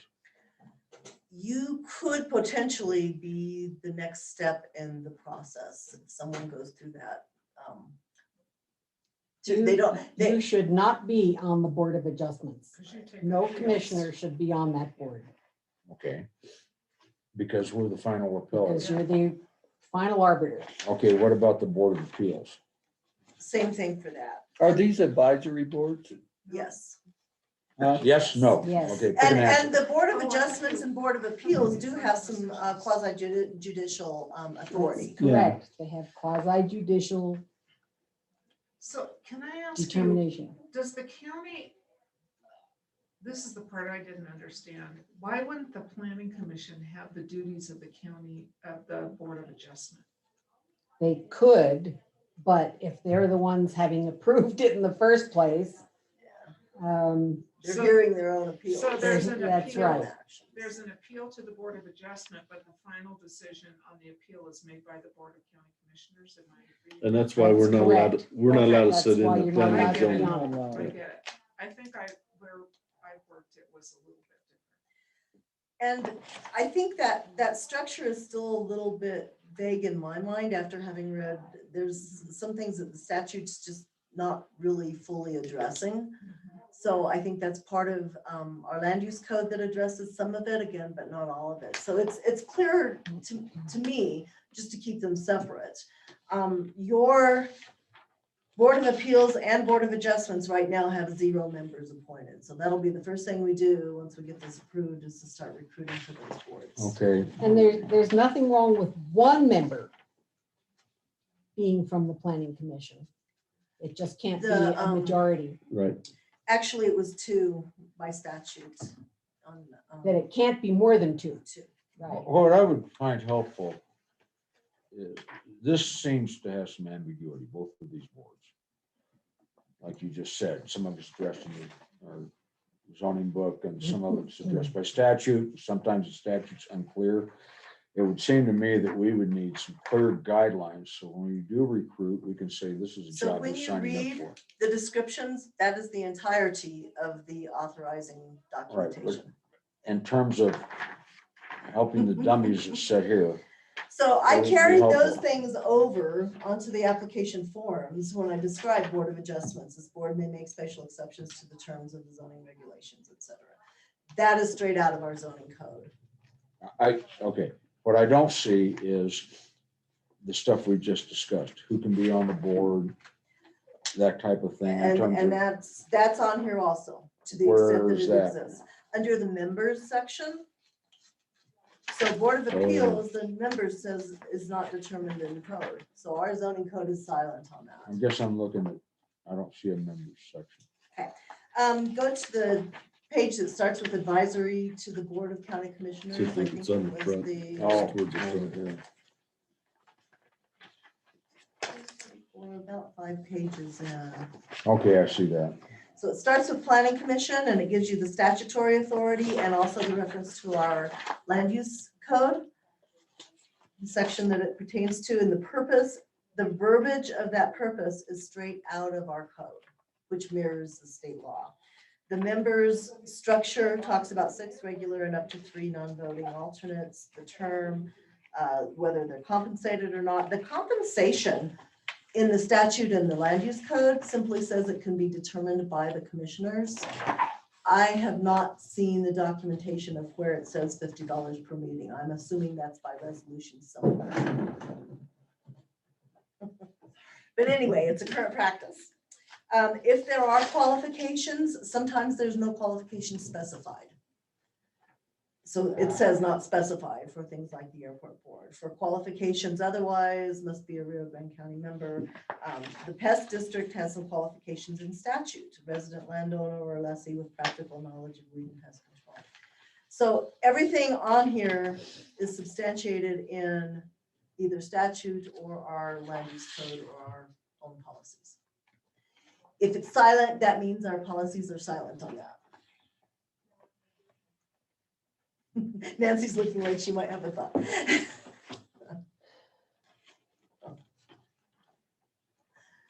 Just gathering this information was helpful. And a lot of work. A lot of work. It was a big process. But to reach out and find where, some of these things are documents of your own design. With the airport board, it's the commissioners who laid out that operational foundation document. If you want to change that, that's under your authority to change. When you say your design, I assume that's very clear. Commissioners. We didn't do it, yeah. Yeah, designed by commissioners in 2016. There's been a little informal conversation around the airport board asking why their terms are only a year and why can't they be a 3-year term like other boards. I don't see a reason they couldn't, except that you need to change that foundational document. So what we're asked to do today is basically approve this package. Yes, if you have input, changes, let me know. Well, I guess, I looked at this and I was kind of wondering, and again, part of what's statutory, what's policy, what is, And that's why I lined it all out there. okay. Some of it, I don't know if it's just county policy. I see the CRS authorities on some of these. It'll say what document it's referring to. Okay. Now, is the planning commission considered an advisory board? Yes. Yes. But they are a commission. Mhm. Isn't there a distinction? Not really. Because I thought commissions had certain statutory authorities. It's defined in statute as a commission, and that's the best explanation I can give you. Because again, we act as an appeal board. Yes. Well, not an appeal. You're the authority. So if planning commission brings a recommended action to you, such as a subdivision, they've heard it, they've reviewed it, they've said, we recommend approval, you're the approving authority. Okay, But when we get down to these quasi judicials, which would be the Board of Appeals, Board of Adjustments, right? So there's a distinction there. Right.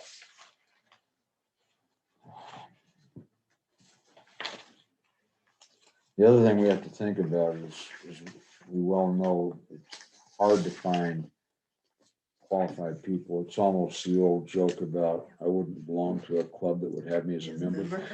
So the people that are typically interested in this oftentimes the least qualified or the least desirable.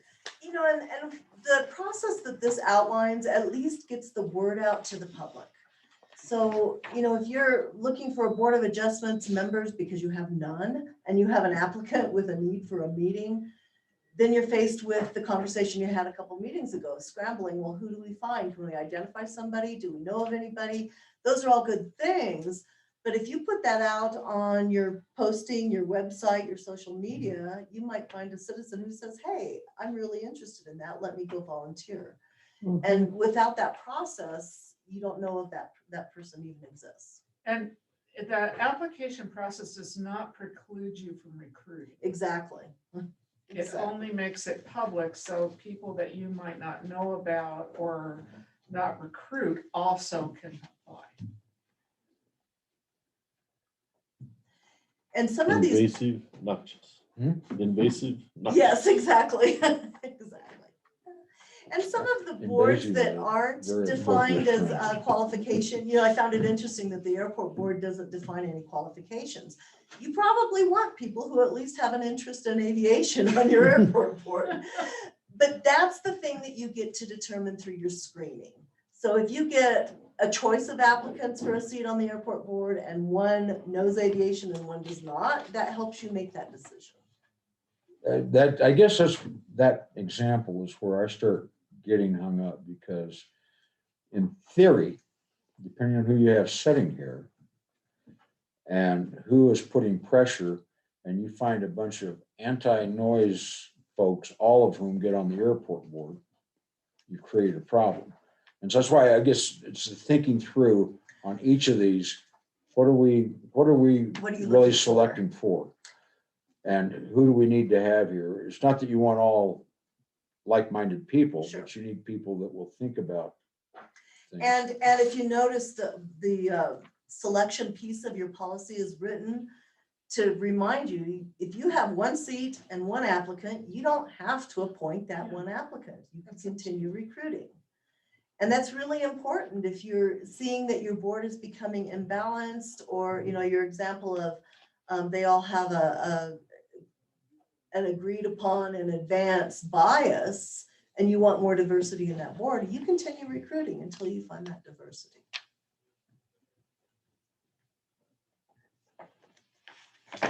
But if we adopt this resolution, we've adopted these as written right now. Yes.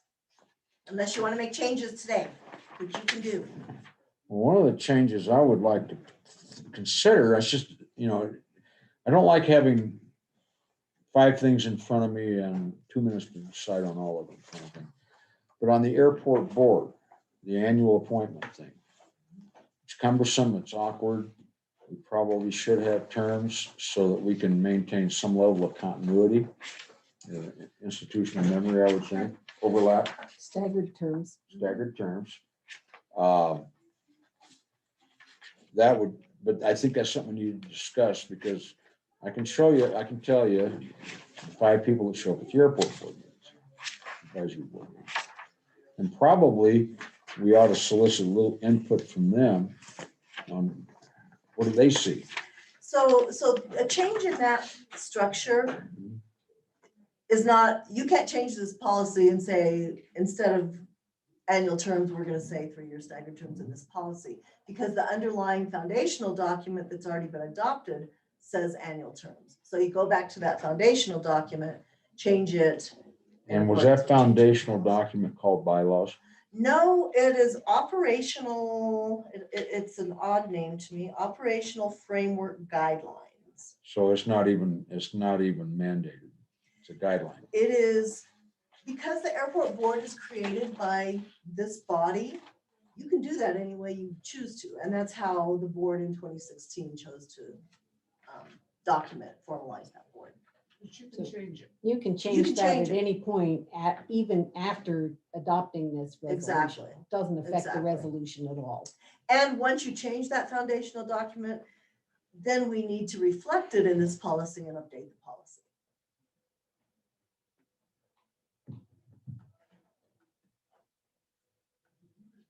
I don't know if what I'm talking about really matters. I I'm think having a it little does trouble getting my matter. head around it from a functional standpoint, and I don't want to build in a system that just creates more confusion. This documents what we know today and formalizes what I believe you should be doing for recruiting. If you want to change how you recruit or the forms, that's all yours. You can provide any input you want into that.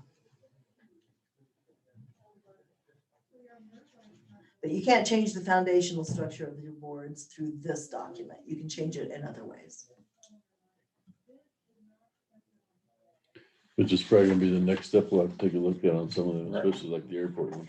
You know, and the ones that are in statute, you don't get to Yeah, control without yeah. changing statute. Right. But something like the airport is totally in your Which, control. can we write that book? Can we just, Yeah, we found red pencils the other day, right?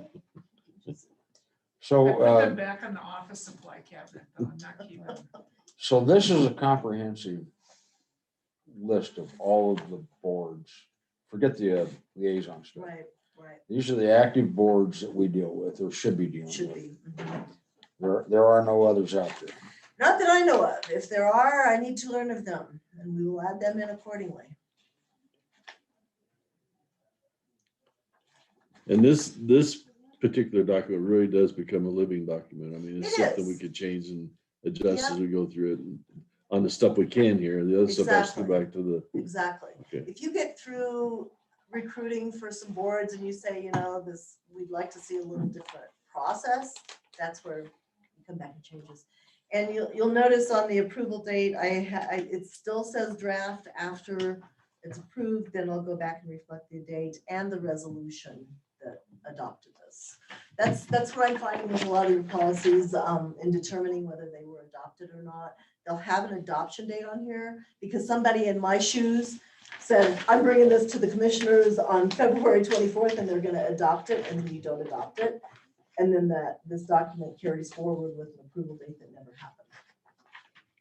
Yeah, we have a stack of documents, policies that say draft on it. I'm working through those. Okay.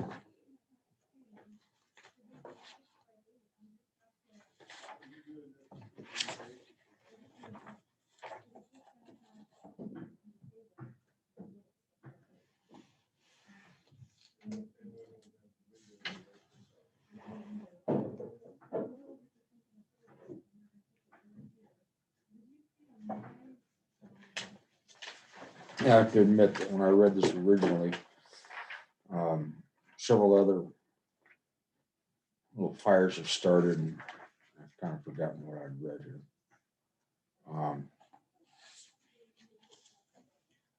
So the resolution reads, there is no consistent process in place to recruit, select, or appoint advisory committees. And we desire to establish a consistent practice. Therefore, be it resolved that we adopt that. And then administrative policies and procedures.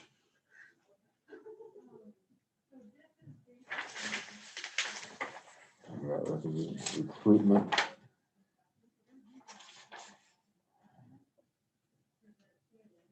I guess my personal problem is I just haven't had a chance to, haven't really soaked in this and thought about the potential ramifications. And it's based on part on our experience in trying to populate these different boards. And some of the things that have kind of gotten out of hand in the past.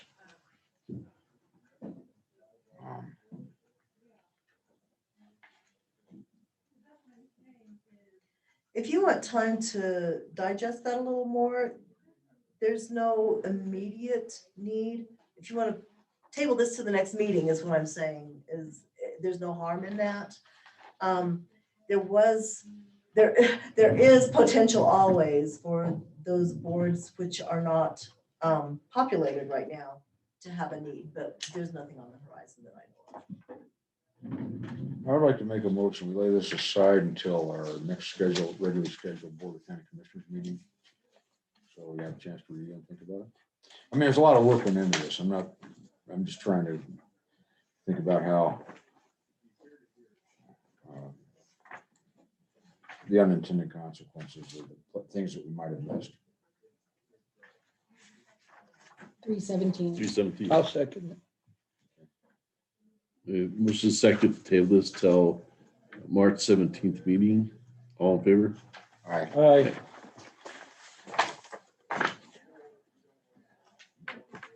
Not disregarding what your recommendations are. Right? Oh, that's fine. I need some time to read That's fine.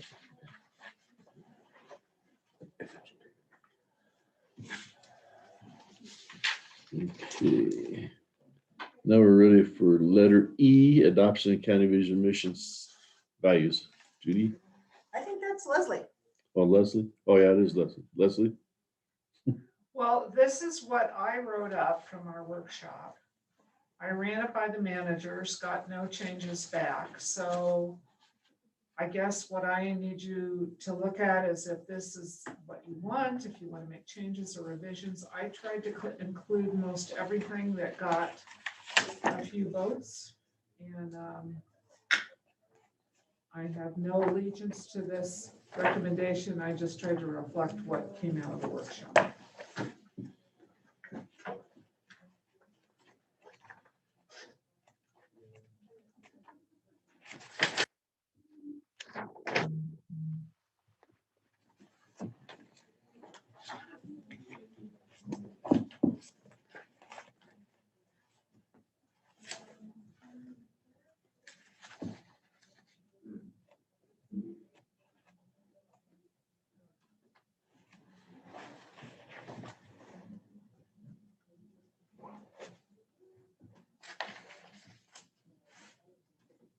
I think it's a positive, and I would,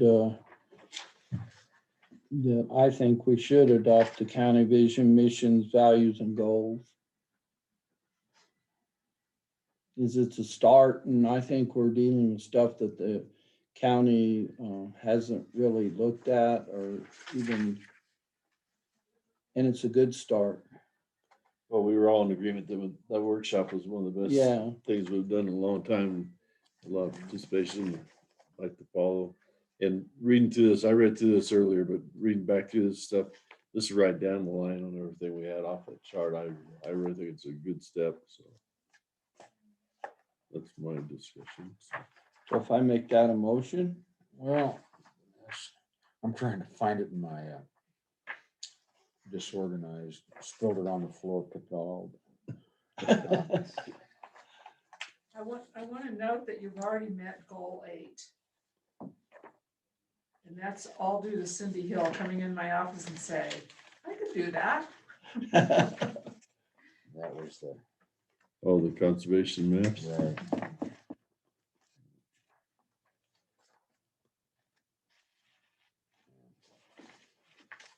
Oh, got shuffled in somewhere. You want Yeah, can I take a peek? Yes, sir. I mean, I read it, but again, that was when it first started talking.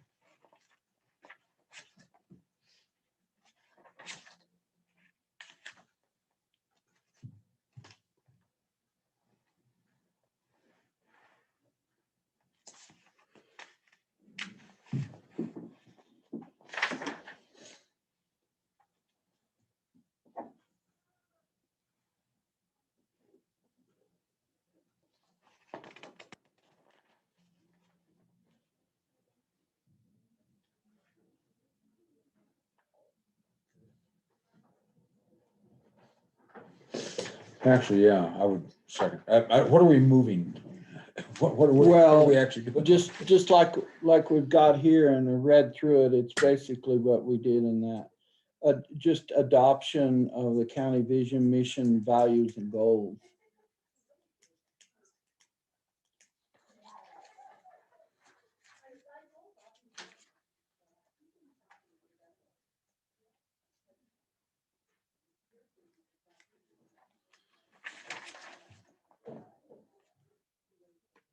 I guess my next question is, what do we do with this after we, Well, it will be published to the public, so you want to make sure that it says what you really want. And that the language is specifically that which you would choose in talking to your constituency. well, It also helps staff as we coach our management team toward better communication with you for agenda items. It helps those staff people say, here's why I'm bringing this to the commissioners, because it meets their vision. If they're off in left field and have an idea of something and they read that vision and say, there's a disconnect here, maybe I shouldn't be talking about it. I guess what I'm looking at is differences between vision, goals, and objectives. Some of these are very clear objectives, like we want to get the map for the conservation. Done. That's a measurable check off the list kind of thing. Some of these are, I don't want to denigrate them by calling them feel good things, but they are things that are commonly held values. Let's say, for instance, preserving our agricultural heritage. But that's not a checklist item. It is a philosophy almost. And if we're going to articulate this, I would almost like to see it at least bifurcated into, we want to accomplish, for instance, compensation plan, or whatever it's called in there. You want to, that one needs to be fleshed out and says, this is what we're really trying to accomplish from an administrative standpoint. And some of the others are,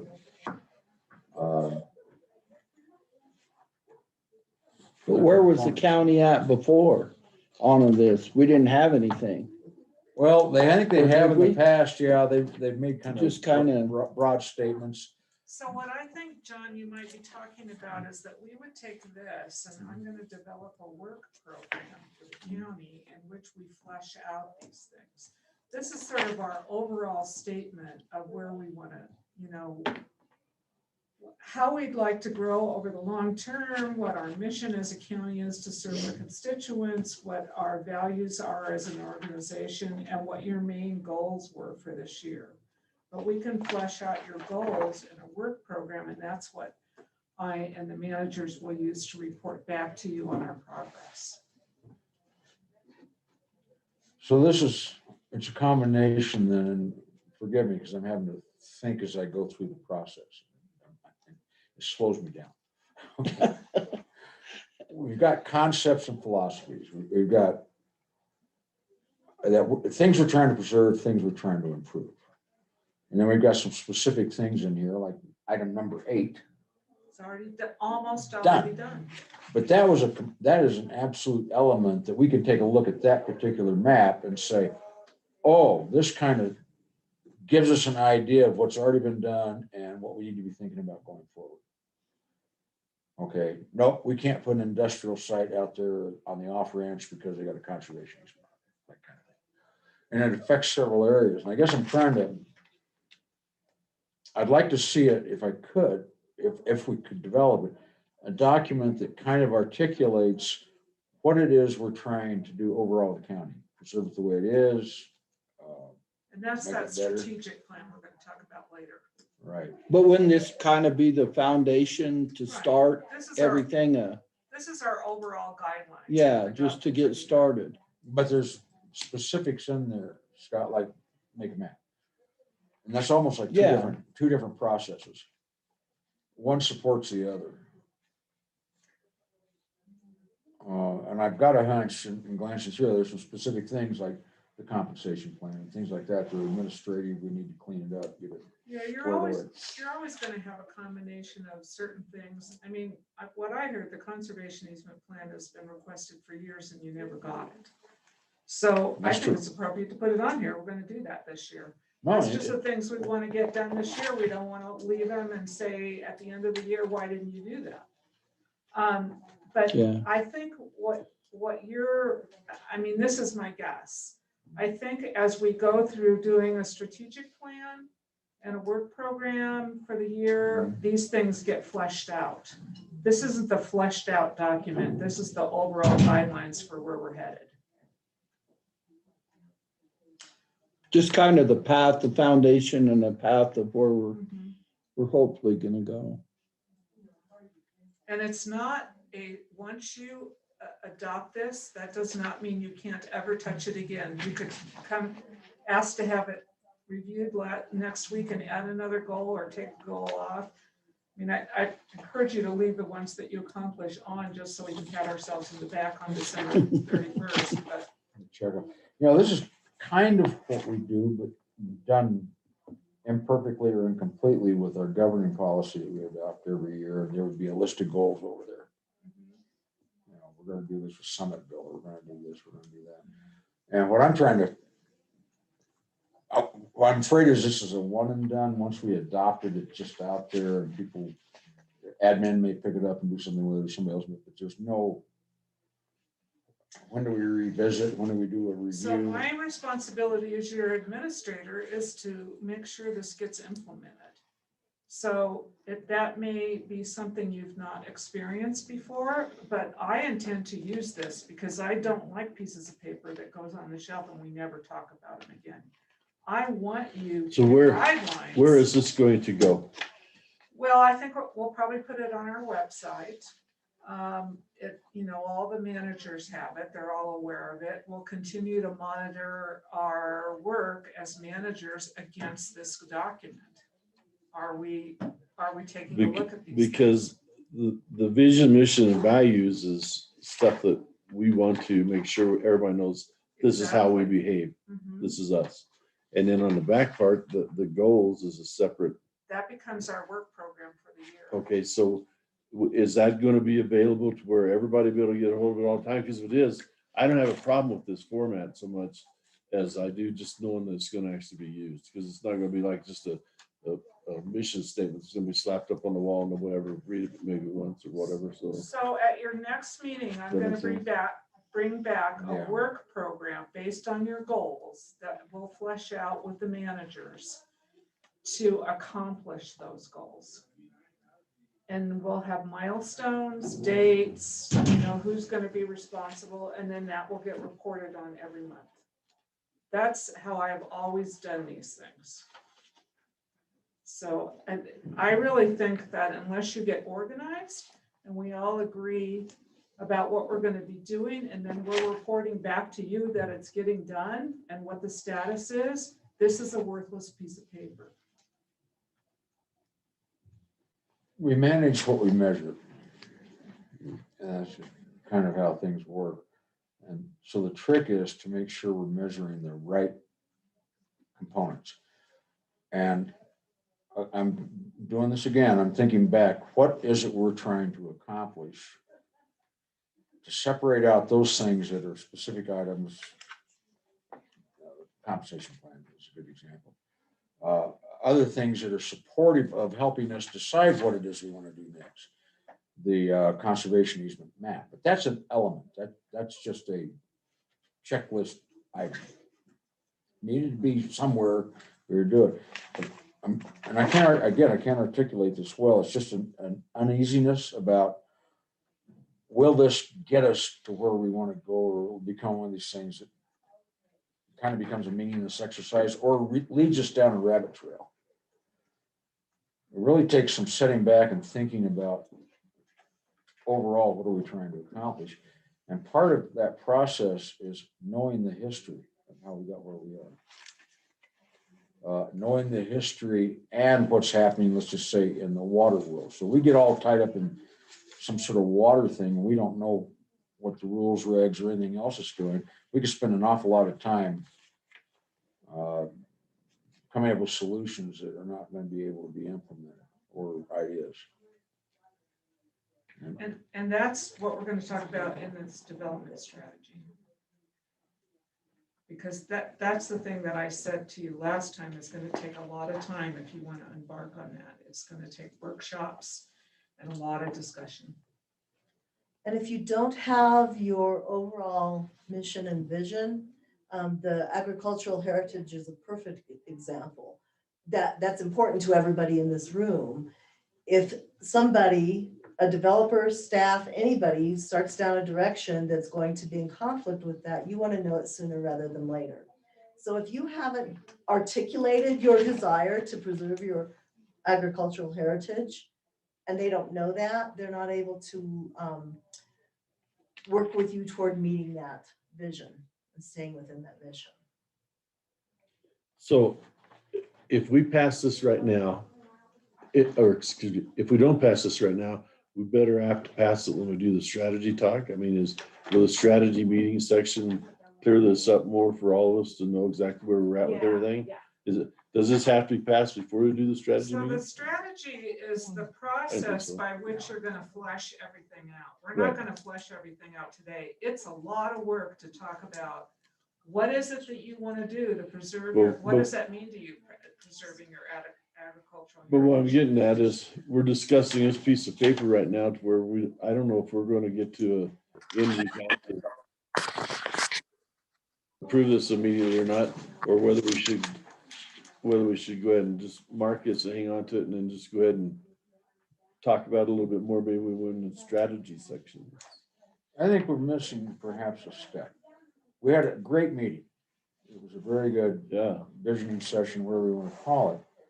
We have a recommendation based on the results of that, the things that were written down, how people voted.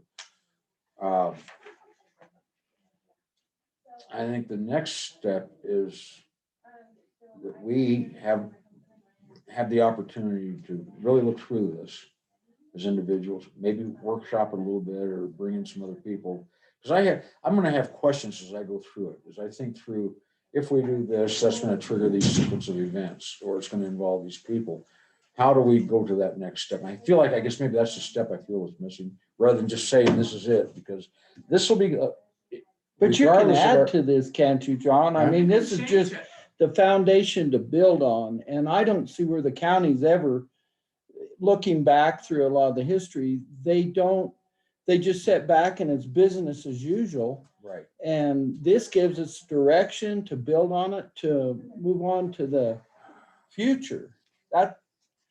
It's kind of it's a process and an organizational process thing, where this is a great starting Yeah. point Right. to develop a mission statement document. It is not a mission statement document as it stands. And we may, in looking at it, I'm just going to throw out a silly example, decide that we're not interested in preserving our agricultural legacy. Maybe that doesn't fit if we take a look and start feeling how these things fit together. And it feels like there's a step missing. We've had our input at that meeting. We've had an opportunity to look at this and have a chance for input, but quite frankly, I'm not prepared today to sit there and really hammer through it. I would like to come in with these are my thoughts kind of moment, having looked at it. And we've had so many other things happen in the last couple of weeks that quite frankly, this one, while I read it, I didn't have a chance to really look at it and consider it in depth. But I don't want us to start chasing different things. And I would take things out of and these are the things where we need to gather more information. The map is a good example. These are things that we need to accomplish. These are a problem that I see, the compensation thing. It's causing issues that needs to be fixed. It's not part of an overall strategy. That's an administrative management function, as I see it at that point. And I guess that's what I'm trying to do is in my head, separate. So we don't get, otherwise we tend to do what I'm doing right now, which is start picking the fly poop out of the pepper. Huh? Revisit it on 317. If we can, how's 317 stacking up? 317. It's gonna be a busy If you day. make a decision and don't table. They're all busy days. Yeah, we will, period. But I would like to see. Yeah, what I this think does. I'd be more I'm thinking, comfortable I'm with thinking that, this but I don't here want is going to, I don't want to to just keep get kicking this things down thing the road. seen a lot more. But something like this really, Okay. I think I view this is this as the fine. next step. really Yeah, do. I think would it's this is probably what it is. I positive, just do. a direction. Hmm? But if we could, like you said, put it off to the next yeah. meeting, but I really think we need to address it. I mean, I think that's our whole vision. When we started out on January the 12th, Gene and I both said, everything is new, we're going in a new direction. And I just don't want to table it any longer. You know, if we can look at it in the next meeting, I would love to do that. And Yeah, hopefully we don't have too many little bonfires or forest fires That we're start out having to- there that, put out, yeah. because these are the kinds of things I like to read, sleep Yeah. on, go back to. That makes We'll- sense. We'll table it till the 17th and make a decision on the 17th where we want to go with it, have our direction. I'm hoping that when we do the strategy plan coming up, that'll clear up some of that in there too, so. All right. So the next item, the taxiway, Earl asked to have pulled. He said he's not ready.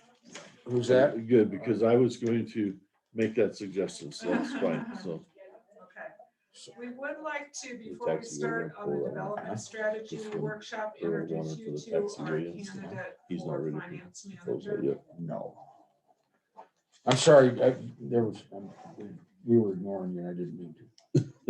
Before we go into the development strategy workshop, we would like to introduce you to our candidate for finance manager. She's here. Don't look at me. So can I bring her in? Do you want to call executive session? Yeah. Yeah, we'll have to. No, the executive session is later to discuss it, but we want to introduce you to the actual person. Okay. I was gonna say, I don't think it's you. And Dixie, did you have something for an update or report or anything? No, I was just gonna set in on this strategic plan workshop. Cool.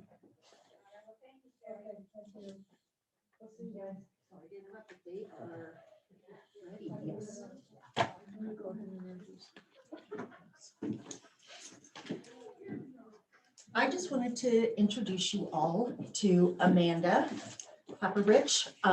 She's the one that is applying for our finance manager position. So she wanted to come in and meet you all. Hi, Hi, I don't recognize you, you got a mask on. I do. Would you like me to take it off? Just, There we go. I just want to see you smile. See my smile, yes, yes. Go ahead and have a Sit seat. down. And we'll see if they have any questions. Okay. This is Scott. He's my partners. Jean Glover, Nice to meet you. John Nosker, Nice to meet you. right? Nancy is our county attorney. Nice to meet you. You know Leslie. Yes. This is Judy Egbert. She's been helping us. Oh, you know her. Yes. Clerk of the county, Aubrey. Aubrey. Thank you. Nice to meet you. And then we've got a couple folks in the back. You know me. I do, yes. And then Dixie, she's our land. Hi. So, you know everybody. We won't be able to ask very many questions on this. no, I just- Can you, your background, I read a little bit, what was My training, background. So from starting when I got into accounting or just all of it? we're talking money, so what's your money Money, okay. background? Okay. So when my husband and I moved down here to the valley, Uh-huh. I worked for the city of Monte Vista on the police department side as the receptionist. Mhm. And then moved over to the city side as the cashier. Mhm. And then from there, I was promoted into the accounts payable, accounts receivable Mhm. position. And that is how I decided I wanted to finish my bachelor's degree in accounting. I worked for the city of Monte Vista for 5.5 years. Mhm. And then went over to Alcon Construction and did their payroll for 2.5 years. And I am currently up at the Rio Grande Club and Resort as their full charge bookkeeper. Then, where did you pick up your degree at Adams State or? No, I started out my degree at Adams State. I transferred over to CSU Global, their online schooling. And I finished my bachelor's degree with a specialization in human resources and organizational development in January of 2019. I took 6 months off and went back to school to get my master's degree in professional accounting. And will finish my master's degree on June 6th. SCSU? Yes, all through CSU. So is that professional accounting, is that the equivalent of a CMA as opposed to a CPA It is the program that gets you ready for the CPA. for the CPA? Yes. Not the PA, but the CPA. The CPA, yes, Okay. yes. And she's got an emphasis in forensic accounting. in her Yes, I do. master's program.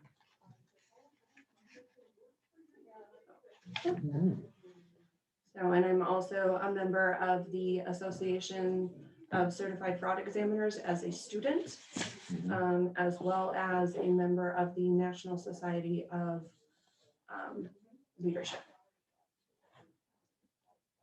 So you got fairly broad training Yes, and experience. yes. Great.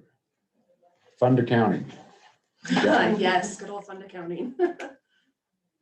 I have knowledge. I don't have much experience at all, but I am willing to learn and expand that experience and that knowledge. And I'm willing to teach. Nemesis. Yes. All right, that's great.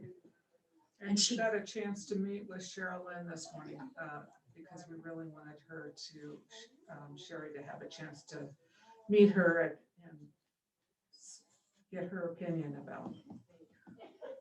So you met Sherry Yes, I did. and you're still here. I am. We like Sherry. I like Sherry. I thought she was very nice. She I liked is. her. I've known her whole life practically, so Absolutely. We're gonna be sorry when she retires. Yeah. Very much. Great. Wow. well, cool. We got other questions, but they will probably be in the way. Are you living up South Fork? Where are you? My husband and I live west of Del Norte. My husband is Tyler Dean. Yes. Or, yeah, west of Monty. Thank you. So you live between, And Del Norte. you live between Del Norte and Monty. I didn't know. Yes, yeah, Reach over County Road, what, 27? 27. yes. Yes, I can wave to your house from mine. Yes. So you're in-law to the infamous Dean family band. Yes, I am. I am. Very good. How much stamina do you have? I have a lot of stamina. I have been going to school full-time, working full-time, and I have 2 kids that are all over the place. I can keep up. Because we chew them up and spit them out.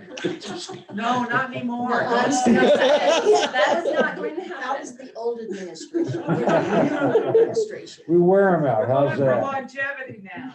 And she's married to a sheriff's deputy, which means she has no idea what a vacation or a holiday looks like. That's a fact, isn't it? we get those? Yeah, you don't. That's my point. You notice that wasn't in our strategy. Vacation or sick days? No, you don't get any of that. Well, it's a good Well, I've met you before. Yes, you have. Mhm. Several times, I think. Yeah, we have bumped into each other at city parks and places like that. yeah. Hot dog feeds or something. So, very good. Thank you. And you, it'll take a year to get the smile off your face. No, I love it here. I just don't like to be here every day. We've overworked you. Way overworked. Like I said, I'm willing to train as long as needed to get her in the right position and shape to keep this county going. Cool. Appreciate it, Debbie. Really do. I really am willing to put in the work and to be here. I don't get sick much and we don't take a whole lot of vacation, so. Well, can the kids go on ride-alongs with Tyler while you're in here working? No, we have help. So. All right. Cool. Thanks. Okay, thank you. Thank you. My phone fell out of my pocket, sorry. Is this particular session going to be a few minutes? Will be a little while? Yeah, do you want to take a break? Yes, let's take a Yeah, short break. please. Agree. We'll be right back. So you're coming back to go to your work session? I'll come Next back is and the go to the plan? work session. Then, I'm going to just mute and turn off our video for a short time, but I'll leave the meeting open and we have participants still here. So oh, do sorry. that. I'll let you guys slide by me before I try to.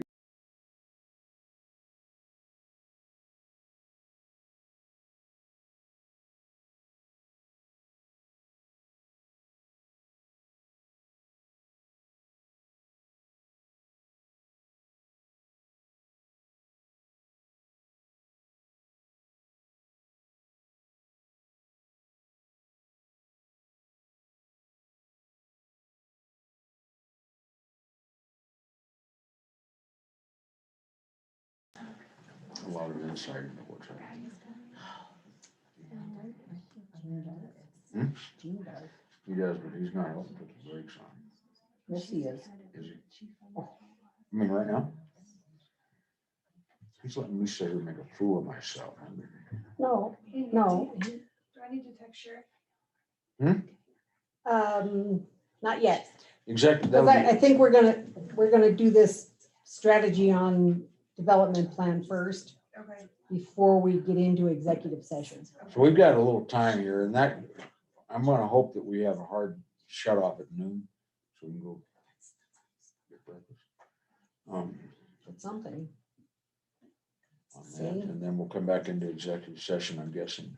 My After husband's, lunch? look what my husband's doing to me. I hate Can you Oh. smell it? that. This beautiful loaf of Courtney, bread. it's gonna be after lunch. for the Okay. executive session. And we'll Yeah. text. Do you want to Probably- be alerted too?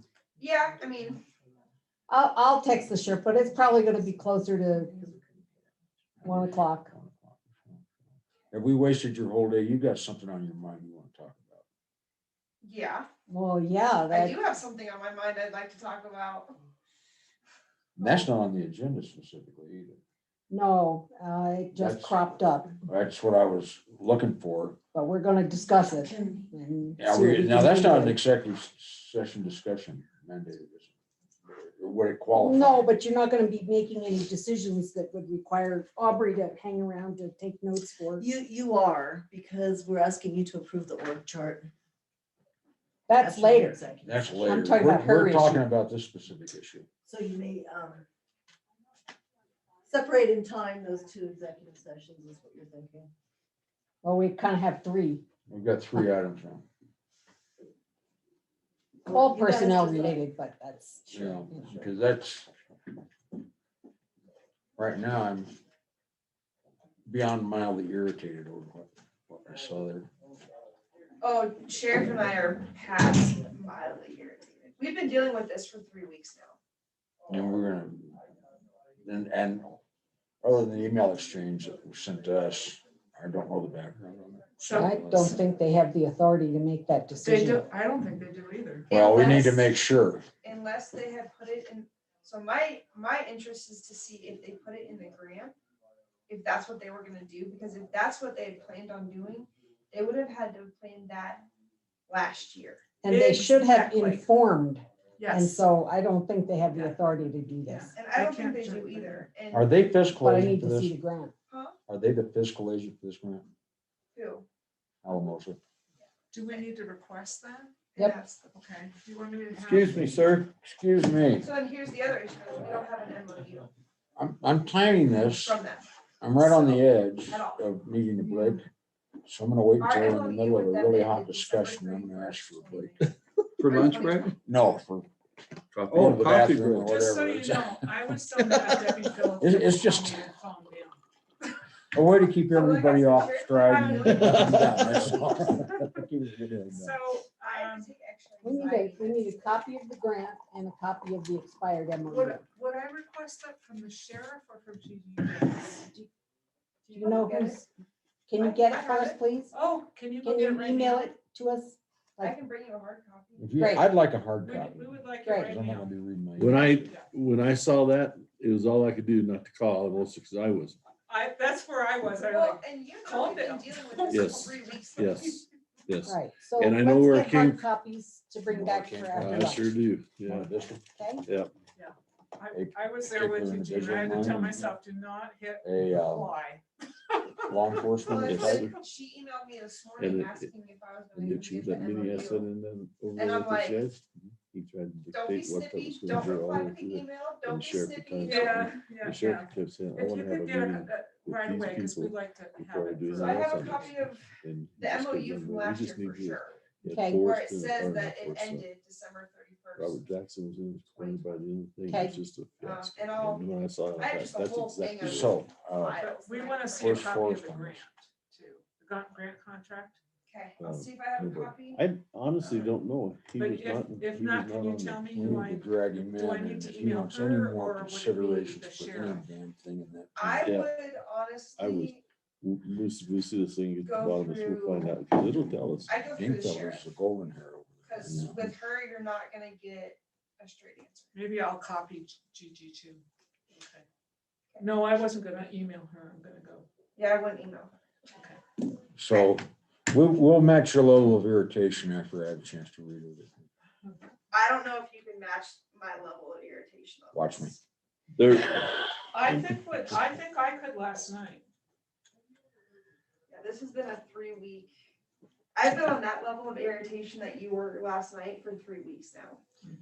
So, Oh, Okay. I want to make sure We're we've got gonna all work our through it. information, all our ducks in a row. okay, well, I will go see what I can. Okay, Yeah. I just asked the sheriff to get us a copy of the grant. But I think we can use Forrest. I will be But see back. what you can drum up, huh? Actually, let me send that email. But no, that's all I'm you. gonna I'm do that right I'm just now. gonna see what I have a copy. It'll be, yeah, you go see if you have a copy, but I'll send it to you. I just wanted to have it. next time before. No, for sure. Okay. I will see you guys after lunch then. Was Alex helpful or not helpful? That's what, of course, I've never had a conversation with him that I felt was coherent. he's the guy that called me home one time and yelled and cussing at me and I hung up on him twice. Yeah, Before, and, before you go, of course, we got a let's hold of the clarify in what Alonzo's they need back, first. because we do need you back for that. Just got his license yet? They realize we should include this on the agenda after they're done with their work session. That's, that's the into regular problem with session, popular votes. that would be a motion To go into executive session. Are we, where are we? Proposal for process to develop Rio Grande County Development Strategy Plan? Yes, ma'am. They're coming back We're, in. we're not back on the record yet on our meeting. I was just gonna point out on procedurally, we should have put a resume to regular session prior to the work session because you can't make a motion in a work session to go into executive session. I thought it was on there. Resume meeting. No, it's on after your executive session. I should have caught that with the agenda preparation. But So we can't make a motion to go into executive session from a work session. from a work session, you have to go back into regular session. We have to make a first. motion to go back into the regular session. No, you just need to do it. So my question procedurally, as far as Aubrey is concerned, is when do you need her back? And are you going to continue with your administrator update prior to the work session or after the work session? Where's the administrator updates on this? That's where you're at on the agenda right now. Right there, Just left commissioners off. and administrator updates. Yeah, and actually, if do we have anything that we Show need me to? that again. I Right have an update. Okay. It'd But be it's a nice work to do session. that Oh, rather this we're than is- not bringing there on yet. the back and forth. That's where we're going in multiple then. That's why I was asking. times. Okay, so I'm gonna put us back on the record.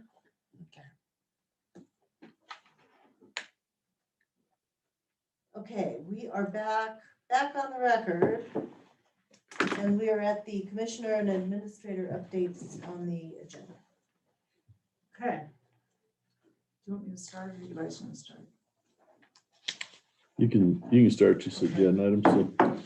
So I wanted to, on the airport, our insurance assessment is almost done. And in addition, Commissioner Deacon asked me to look into what it would take to get our airport FAA certified. I was originally told by people at the airport that we were not eligible, which is not true. We are eligible. May I speak to that? But We the- don't want to be certified. but the- Well, I run all avenues, The for, you know. concern is that it would cost too much money for us to get certified and it wouldn't be worth the $150,000 a year that we would get from the federal government. But I think it's good to be well informed as to why that is. So I think spending a little bit of time to see what it would take gives us better answers on why we're not doing it. The next thing is, I spoke to Coralie this morning, and she feels better. I assured her that we are not, thinking about changing her situation at all.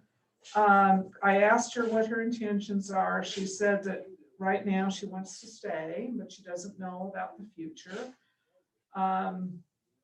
So I think what I understand is that what we have is an agreement, not a lease with her on the house. There's an expiration date of February, the end of February 2021. I think, that what would be best is if Nancy and I met with her, found out what she intends to do, and then we upgrade the agreement or lease or whatever we need to do. So there's something that we've got with her being on the, in that house. So if that works for everybody, we'll just. I think there's a couple of factors in there if we're going to renegotiate or come up with some accommodation that because of changes of circumstances, we need to make sure we clean that up in whatever lease agreement we have going forward. Specifically a hangar, separate lots. So her hangar has a lease. It's a separate lease. The hangar has a separate lease. Okay. It's the just the house. house. Is what does not Then- have a formal lease. The other thing is hangar usage. So is she using her hangar? Not for an airplane. I think she wants to sell it. That needs to be addressed in the conversation then. Okay, so that'll be an issue. And, Anything else on that?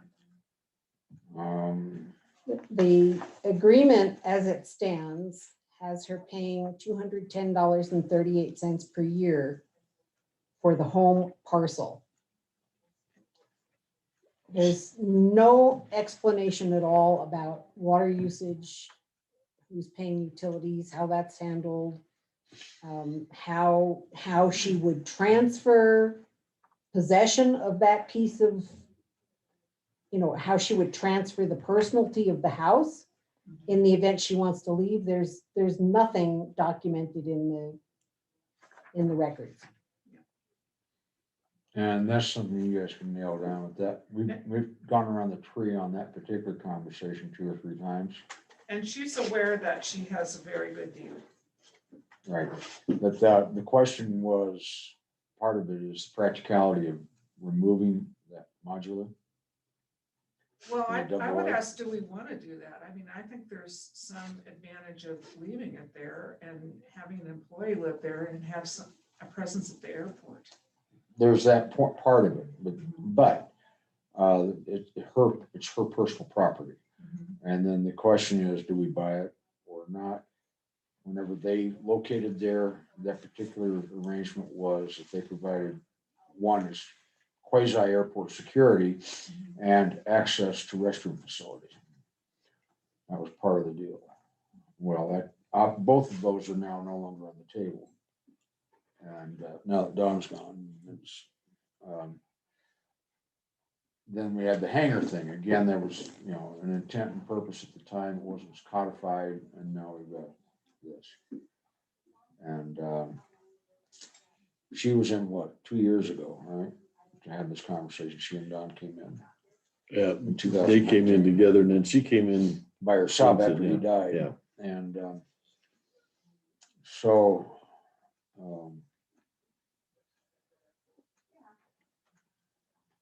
I mean, make sure you have the history before you have the conversation, I guess is what I'm suggesting.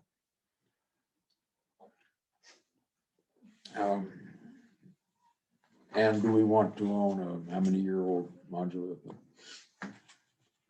Yeah, I don't know. I think that's something we're gonna have to address when the time comes to, I really do. Because one of the options that was presented by the Airport Advisory Board is that the county buy it, attached to the land perhaps, and then use it. At one time, they were talking about even crew quarters for Guardian flight or whatever. Well, I think if that's the case, then the lease that needs to be discussed with her would have to be non-assignable, non-transferable. And I think we need to make that clear. I did talk to her about that we would want it to be non-transferable. Right. Not assignable, non-transferable. And then the question is on the hangar side of it, that also. And Two maybe different in the ground lease, we might want to even add a first right of refusal clause on purchasing the personality of the house. as part of a lease condition. So That would give us there's the a lot to be discussed and thought about with that prior to just drafting a lease and saying, okay, Absolutely. well, Well, you and can do it for I think your guys' $210 a year. idea, the two of you meeting with her is a good idea, because then you can answer these questions and get, yeah. Okay, the next thing is that CDBG, there's a CDBG COVID grant out there. Jody is interested in applying for it to expand her lobby toward the front of that building. And so I'm working with her on that, and, you know, once we have a grant application, I'll bring it back to you. And the CDBG grants through whom? HUD Through or the state. Well, it's, Through because DOLA? we're a small community, it's distributed through the state, but it's federal money. which agency, do you know? Boy, I think it's DOLA. State, at the state level. Yeah, You know what federal money it is. it is federal. It's Yeah, and which agency at the federal level? Which program? So CDBG comes through HUD. So I'm working with her on that. Dr. Bancoli also mentioned he was interested and gave me a list of things he wanted to do, but I haven't seen any of the backup data, and we don't have a lot of time. We've got to submit it by March 15th. You have Jody's, right? I have Jody's, Okay. and Jody and I'm gonna look at the application and see what we need to do to fill that in. So Jody has a plan. And I think it's good because her waiting room that's outside the secured area is very small. Yeah, this is a detailed plan. And just, if you want to look this line over here, this is the existing waiting room right now and the existing office. That little office right And we're talking about, this is the conference room behind there, turning it in these two spaces, but then this part would be new, a new building, 24 by 24, I think is what we got. And I have a conference room over here, additional waiting room in there, and then a restroom that they get to here. And biggest problem with this is there's no place for them to go. On that storm the other day, you can't tell them to go out and sit in the cars because most people are there walking. So they had people actually stand out in the storm because they were only allowed 2 people. You can only have 6 in there at a time anyway, it's seating, so. And during COVID, she can use that conference room also for a waiting room, so it gives her a lot more options. So this was, she had this bid, she got this bid on it. Yeah, the bid, Uh, to let you know, that bid is only for the purposes of us knowing how Right. much to apply Yeah, for. this It is- could be less. Yeah, and I'm sure it will be because there's materials in here that are gonna get used over. How many again and square stuff. feet is that addition? 350, it's about 350 a square foot. It's 350 a square foot to build that. And this is the only place that she could get a bid on quick enough to get it in place, and we know it's probably gonna be. Yeah, we had to get something. It's just a number to start the, You realize that's more space than they used to have when they were in the courthouse. yeah, don't surprise me. But County's gotten smaller and our office space has gotten bigger. But we've got workshops coming up, so I'm probably gonna be bringing a couple grant applications back to you for you to look at and approve before we do that. Okay, But Van I Warden was the one that offered that. Yeah. Makes sense. It makes sense. And never add a little bit for commissioner's offices. so, So the next one is the ready grants are due, and those are for economic development. They're emphasizing this year that they are happy to do plans and market analysis as long as you emphasize implementation, which is right up my alley. I hate plans that don't emphasize implementation. So I am I'm meeting with Urged Monday to talk about what they already have. So we wouldn't request a duplication of what is already available to us. And then I'm going to put an application together based on our discussion today about this development strategy. The top amount you can ask for is $50,000. I've looked up the kind of thing that I would like to have done. They've funded 3 other counties that have done that work. And so I'll bring it back to you to review before we submit it. I think it's due March 15th. And that, you apply through whom for that? DOLA. There's a direct through DOLA grant, ready grant. And then, I think we already talked about the victim advocate email and the heater, which was on here. When are we getting the heater? But now we know. You know about the clerk's office, finance manager, that we have a candidate. We're interviewing for the file person. And I want to give a big thanks to Cindy, because Cindy has been so proactive in helping us out. She came over after our meeting and said, hey, I can do that conservation easement plan, got right on it. And the other thing she's done for us is that because they've got some staff that have downtime, so she's been sending us help to do things over here. We have also told her that we'll come help if she needs phone answering or something while she's got this quarantine thing going on, so.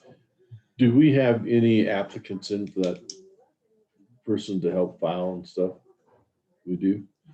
Because I thought that over and visiting with a lot of people, I'm not so sure we really need to do that right now as much as we need to maybe try to figure out how to do that ourselves in between things. And that's probably a discussion we need to have Okay, separately, but before we interview? yeah. Okay, I'll let her know. We need to have a Yeah, conversation. And that's it. Okay.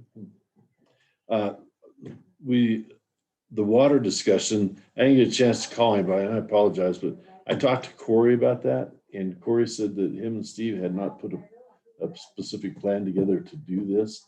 So I said, well, he didn't think they were quite ready. And I said, well, we're not either, so let's just put it off. So we rescheduled this for next Wednesday at 11 o'clock, right?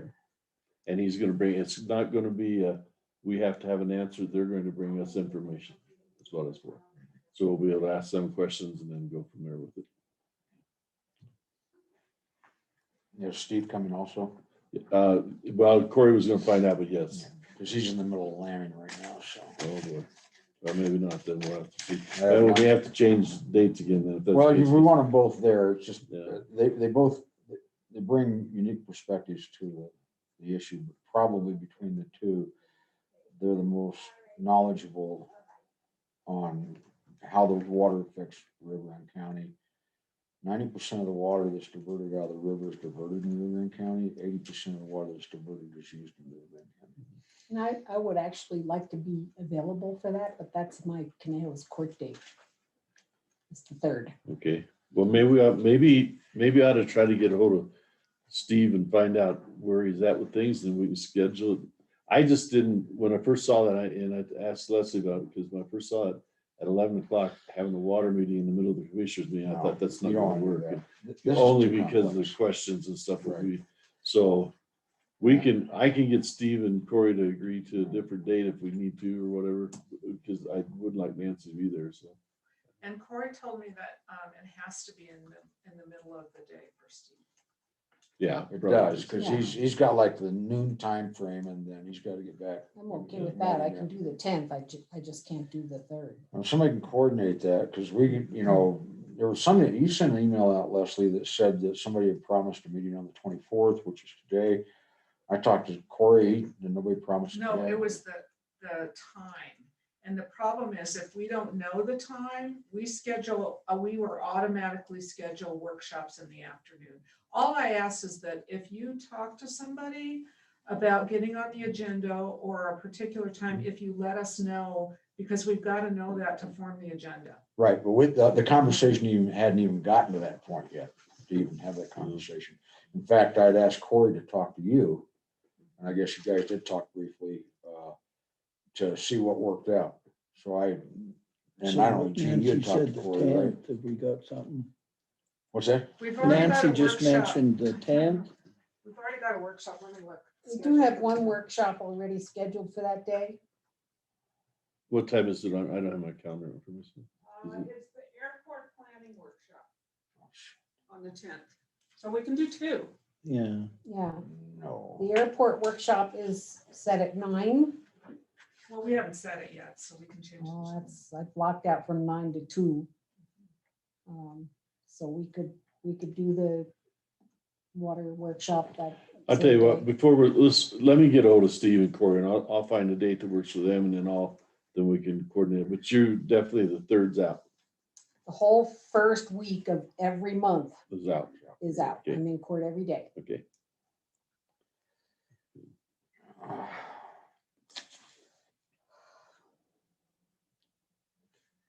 We need to, on both the airport workshop, what's the airport workshop there, fellas? Everything about the airport, you wanted to talk about possible expansion, about property, about revenue and adjusting how we collect revenue, about tie downs and all that stuff, everything. So that's potentially a pretty big conversation. And I can tell you that water is gonna be a much bigger conversation. I won't get into it now. I'm not sure we want to do both on the same day. And the two divergent, other than the airport has water issues. That's the only point of commonality on that one. And because we're the last basin to get rules and regs, and we just got them. And I'm wide open on the Tuesday, the 9th, and the Friday, the 12th. So 9th, 10th, or 12th is fine. Let me see what their schedules look like, and that's gonna be, especially if Steve's gonna be where we're gonna have to try to be around lunchtime. It's gonna, so we're tentative right now, right? Yeah. We're gonna discuss it. are you blocked out anything on the 9th, 10th, or 12th? It Well, should 10th. be, yeah, just whenever you find it, Okay. I'll make room for it. What is Steve's last name? Keller. Keller. Keller?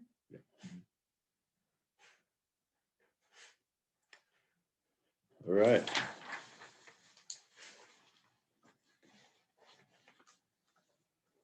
Any commissioners updates?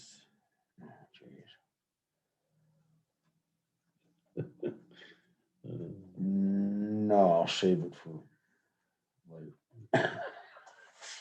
I did talk to the San Luis Valley TV, and those guys said that when it clears up, they're gonna take me and kind of show me how it all works, and that's where I'm at on that, so. Well, you've spoken with them more in 10 minutes than I did in 2 years. Oh. And I talked to Kelly twice back before when he was telling me that it was Yeah. all, there wasn't anything there, so yeah, Oh, that's good. man. That's good you got the, Got some technical stuff, and they're actually gonna take me to San Antonio Mountain and show me what they got and everything, so. Great. count the elk while you're down and let me know. Yeah, So, count elk. yeah, I think I really don't have any about these particular. Oh, wait, no. We in our tourism workshop, you'll see, we decided and put together a plan that I'll bring in and show you the whole thing. But the plan has a way to put the money to the towns, not to the towns themselves, but to the individual, like marketing district, whatever. There is not going to be a marketing district in Southwood. We eliminated that process by doing this. So whatever money they qualify for with the kind of the buyout thing, we will have our 85,000 reserve. We'll take the top 15% minimum for county expenses for the tourism board, plus Tabor, and the rest will be distributed out, and then they're responsible to maintain whatever happens in their town for their personal things, like rodeo sponsorships and stuff. Be real simple, a lot easier. Yeah, so That'll make Moon Valley or Sun Valley happy. yeah, it'll keep a lot of peace all the way around it. But my stipulation was, if we do this, what's going to happen to the marketing industry? We do this, we'll drop it. I said, I want that in writing. Yeah, put it down, yeah. That's Sign yeah. it. So and it's fine. So we're all good. Good deal. So Wow. Yeah, that made a difference. we'll get that all put together and presented. So that's all I read. So That's all I'm. Okay. so we're just going to we need to adjourn from, Let me throw a procedural question out to Nancy, just in trying to make things simple for Aubrey coming and going. If they were to make a motion to go into their executive sessions now, but take a recess, define that recess for the purpose of the work session, then we'd already have the motion on record and she wouldn't have to come and go. That's smart. Is that Yes, all that's right? fine. I'm just trying to think through No, logistics. that's fine. So, Okay, that way you don't have to worry about resuming your regular session and bringing her back for one motion.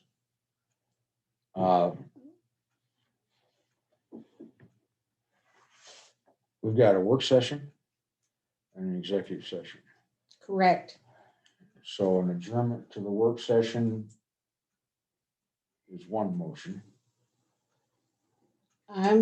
What Judy and I were just recommending was that we adjourn to executive session. Pull the work session in behind that. And then if we need to resume a regular session for the consideration of the approval of the organizational chart, then we do And that. are you thinking then to hold the executive sessions before the work session? Not Or just- necessarily. Okay, because you could take a recess That's for that right. work session. Okay. But we that- have that's what to, was but don't we have One to, motion to adjourn. but don't we have to come out of executive session and then back into regular session to make the statement that no Yes. decisions were made? Yes, and that'll be at the end of the day. Okay, and we can just Yeah. notify her. She'll have to come back once for that. But I think we have a participant here that's looking for the work session, so we should be clear about time.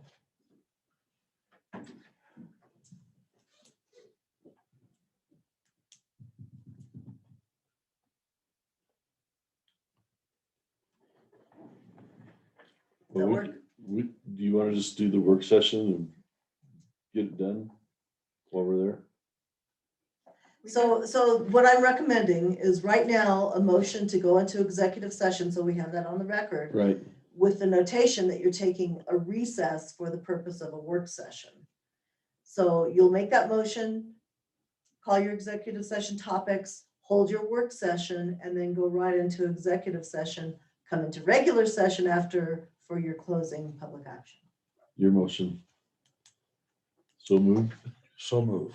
But Second. do state your executive session topics, Okay. since I didn't say that. But we have to, yes, and so we're going to adjourn or we're going to recess from the regular Board of County Commissioners meeting for the purposes of going into executive session to discuss CRS, personnel matters in CRS 246402-4F. Two topics there. I don't know how we do that. I think there's actually three, but that's. Then there'll be a third one that's not necessarily personnel, right? No, there is a third personnel matter as well. A third personnel matter. And there's All of them will be under that same other CRS. legal advice. I noticed the agenda did not reflect that statutory reference for legal advice, if we want to add that at this point. And I don't know. We said the words, but not the statute. I don't know the statute. 24-64024 what? E? Is it E? I'm not certain.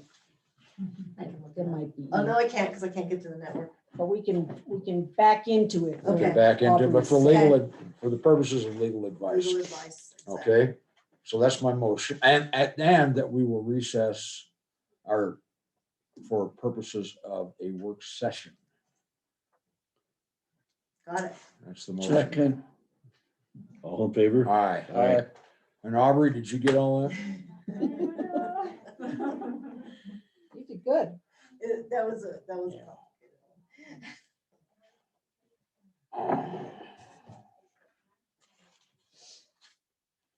So I am going to keep, because your next action is your work session, we'll keep the Zoom open for that. When you are done with that work session, I'll come in and close things out for the Okay. executive session. Now, we've painted ourselves into a lunch corner here. It's Yes, coming. we have. So how do we want to handle that, Chief?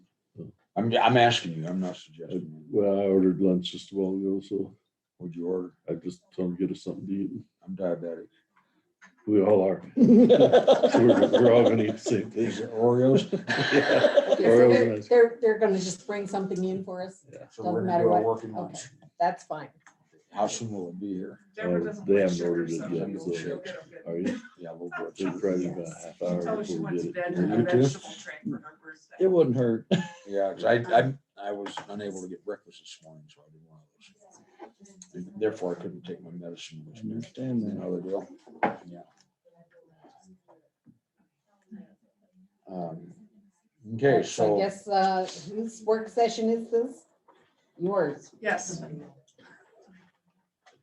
Okay, so at the last meeting, we agreed that I would come back with a proposal to work on getting ahead of our development issues. And I have put together a proposal.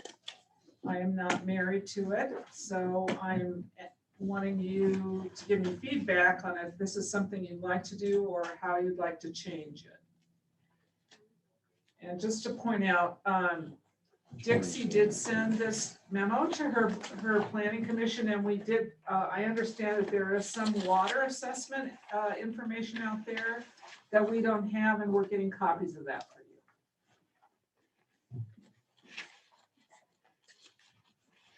I spoke a little bit more with Terry and. with whom? With Terry Aloya. She's the one that made the reference to the water assessments. Basically, she's just referring to, the already done things like the Rio Grande Water Roundtable, Rio Grande Basin Roundtable has stuff done. Heather Dutton with the San Luis Valley Water Conservation District has information on that. Conservancy District. Conservancy, I'm sorry. And then the Rio Grande Water Conservation District would be some good places to start getting that information that Leslie had referred to in her proposed plan of action.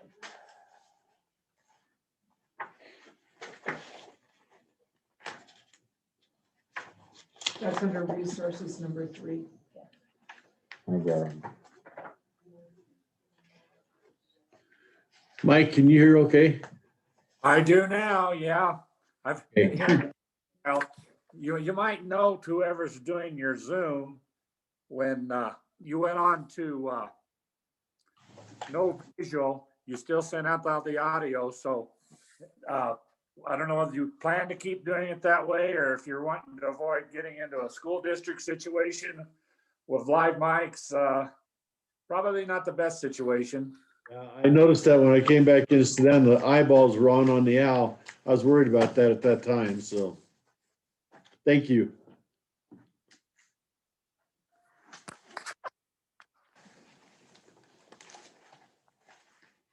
Am I the only one on from the zoning commission?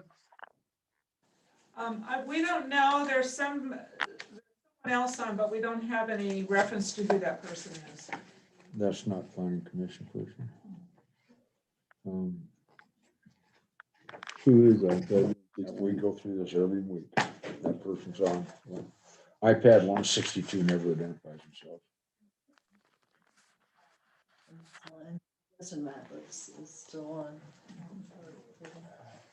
That's about conversation.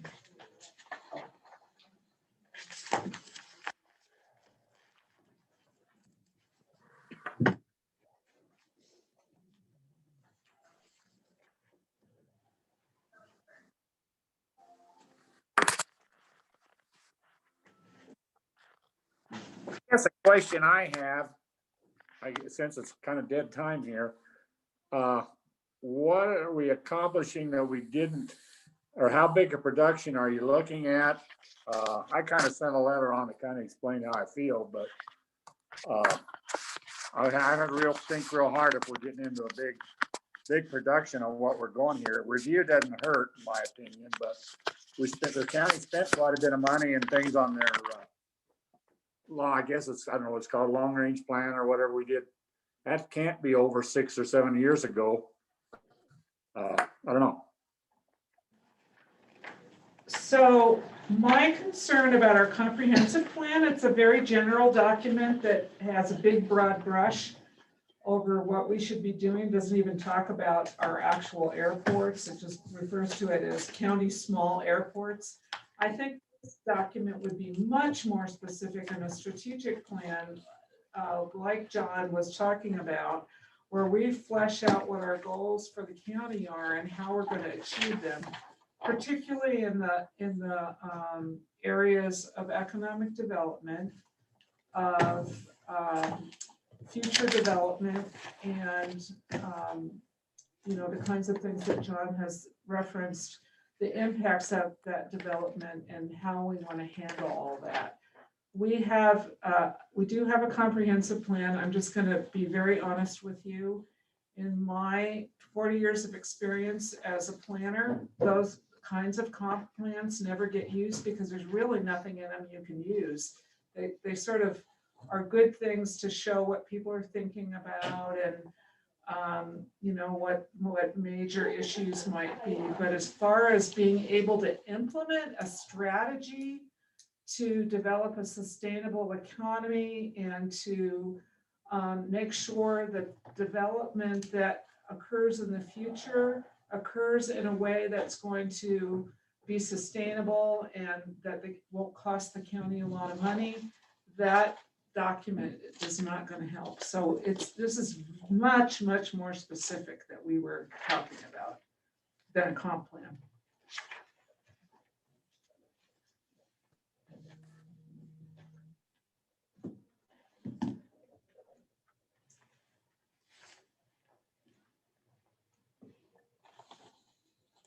It's the fleshing out that John was speaking of earlier.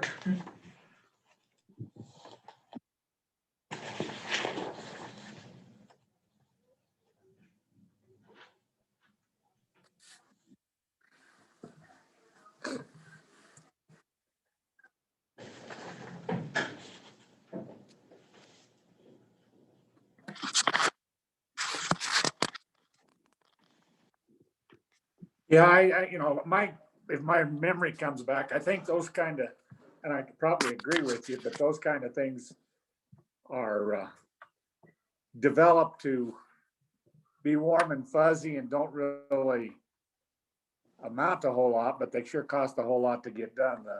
The comprehensive or the one we just had. So, I don't know.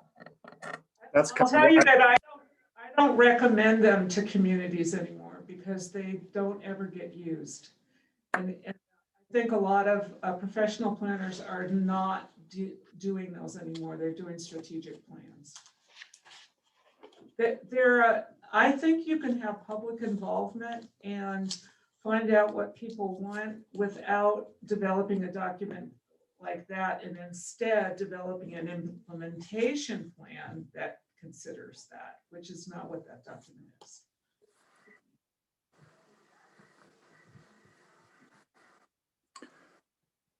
I guess just since there's just us here, what do you envision the role of the planning commission then, and our responsibility and our time commitment and all that to that type of a thing? Well, my recommendation is always that the board and the planning commission work together on this, but that's really up to the board as to where, that's what I'm recommending. What's your thought process on how many meetings, how far this goes, how long this takes? I don't know. I mean, I think in the first meeting, we'll start to flesh that out, what exactly we want to do. I mean, it can take as long as it takes to cover all the things you want to cover and to make the kinds of detailed implementation plan that you want to make. Generally speaking, I think in a county like this that maybe has not gone through that detailed of a process where you really start addressing locations and all that kind of stuff, it could take a while. And that's why I wanted to write this up, because it's not something that you can do in a couple of workshops. We're going to be going back and forth and setting the next meeting based on when we get the answers to the questions that were raised at the last meeting. And Your proposal basically is to have have a meeting to start with. Everybody kind of have an idea what to come to the meeting to do. And then have a meeting and then from there decide kind of where we're gonna go with it. Because it's like Mike said, if this is gonna be, 3 or 4 years down the road and 25 meetings a month, we're not gonna have very much participation, so. I'm hoping, yeah, I mean, I think the best way to do it is that I think one of the reasons, when I've done this as a consultant, I've already been told by the community exactly what they want to do. So I can map out a strategy that will accomplish that in a certain amount of time. I think that we haven't even had the meeting to say, how deep do we want to go into this and what exactly do we want to accomplish?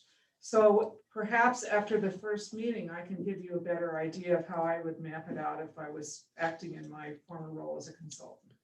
So what my idea was, just thought of Mike, when you guys have your planning and zoning meeting, if you don't have a real heavy schedule, maybe that's something we could have a short meeting after that planning and zoning with you.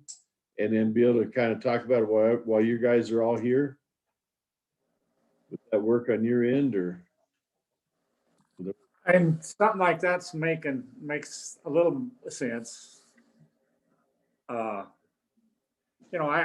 view on our memory, just we're having a lot right now. Of course, COVID's put a whole different spin on everything, but we're basically only having about half well, maybe a little more than half, but we have at least 2 members usually Zoom in every time. Zoom's not the most productive way to do a meeting, I don't think, but I guess it works. I really do like your idea, Jean. Our next meeting would be March 16th, I believe, if that's a Tuesday. And I don't have much on the agenda. We could plan that meeting as just a work session between the BOC and the P&Z. It would be a very, I think.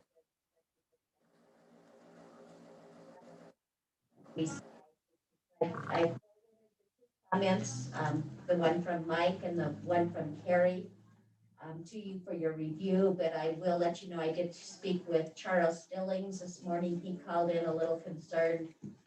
And Jessica Lovelace was just in my office and they both were pretty much with Mike's comment that their take on the proposal sounded a little too ambitious for. Did you forward comments to me? I have not yet. I did. Could you please include me when you do that? I did forward Mike's comment and Carrie's comment to you. I didn't see it. I just saw Callie's. Well, Mike, could you hear? I'm sorry, Dixie. Finish up. I'm sorry. I was sure I forwarded Mike's comment. Did you guys get Mike's I didn't comment? see it. When did you do it? Last night. You have 5 or 4 o'clock. I will double check and make sure they went out. Okay. I thought I sent it to both of you, but so yes, Mike's Carrie. I'm sorry. Charles was just a phone conversation this morning. I asked him to email me something. I don't know whether he will. And like I said, Jessica just walked into my office, but she did say she would send me an email. But their thoughts were just kind of like Mike's, that maybe they didn't completely understand the proposal that was presented, or but they're that timeline and of course the funds. But so I think a work session between the BOC and the P&Z would be very beneficial to get everybody on the same board before we. So Mike Dixie was suggesting that your guys' meeting on the 16th is a fairly short meeting. So we could do that kind of just a fact gathering thing there. If we get everybody on our end to come in for that one too, we kind of get together, put our heads together and start getting an idea anyway. I mean, it's some place to start. Yeah, I kind of, it's too bad. We canceled out this month for lack of because we didn't have any proposed zoning or changes to cover. So we didn't even have one, but we do have I would guess in a regular flow of times, we're about half the months really don't have much going. If Isn't you'd that like- good, Dixie?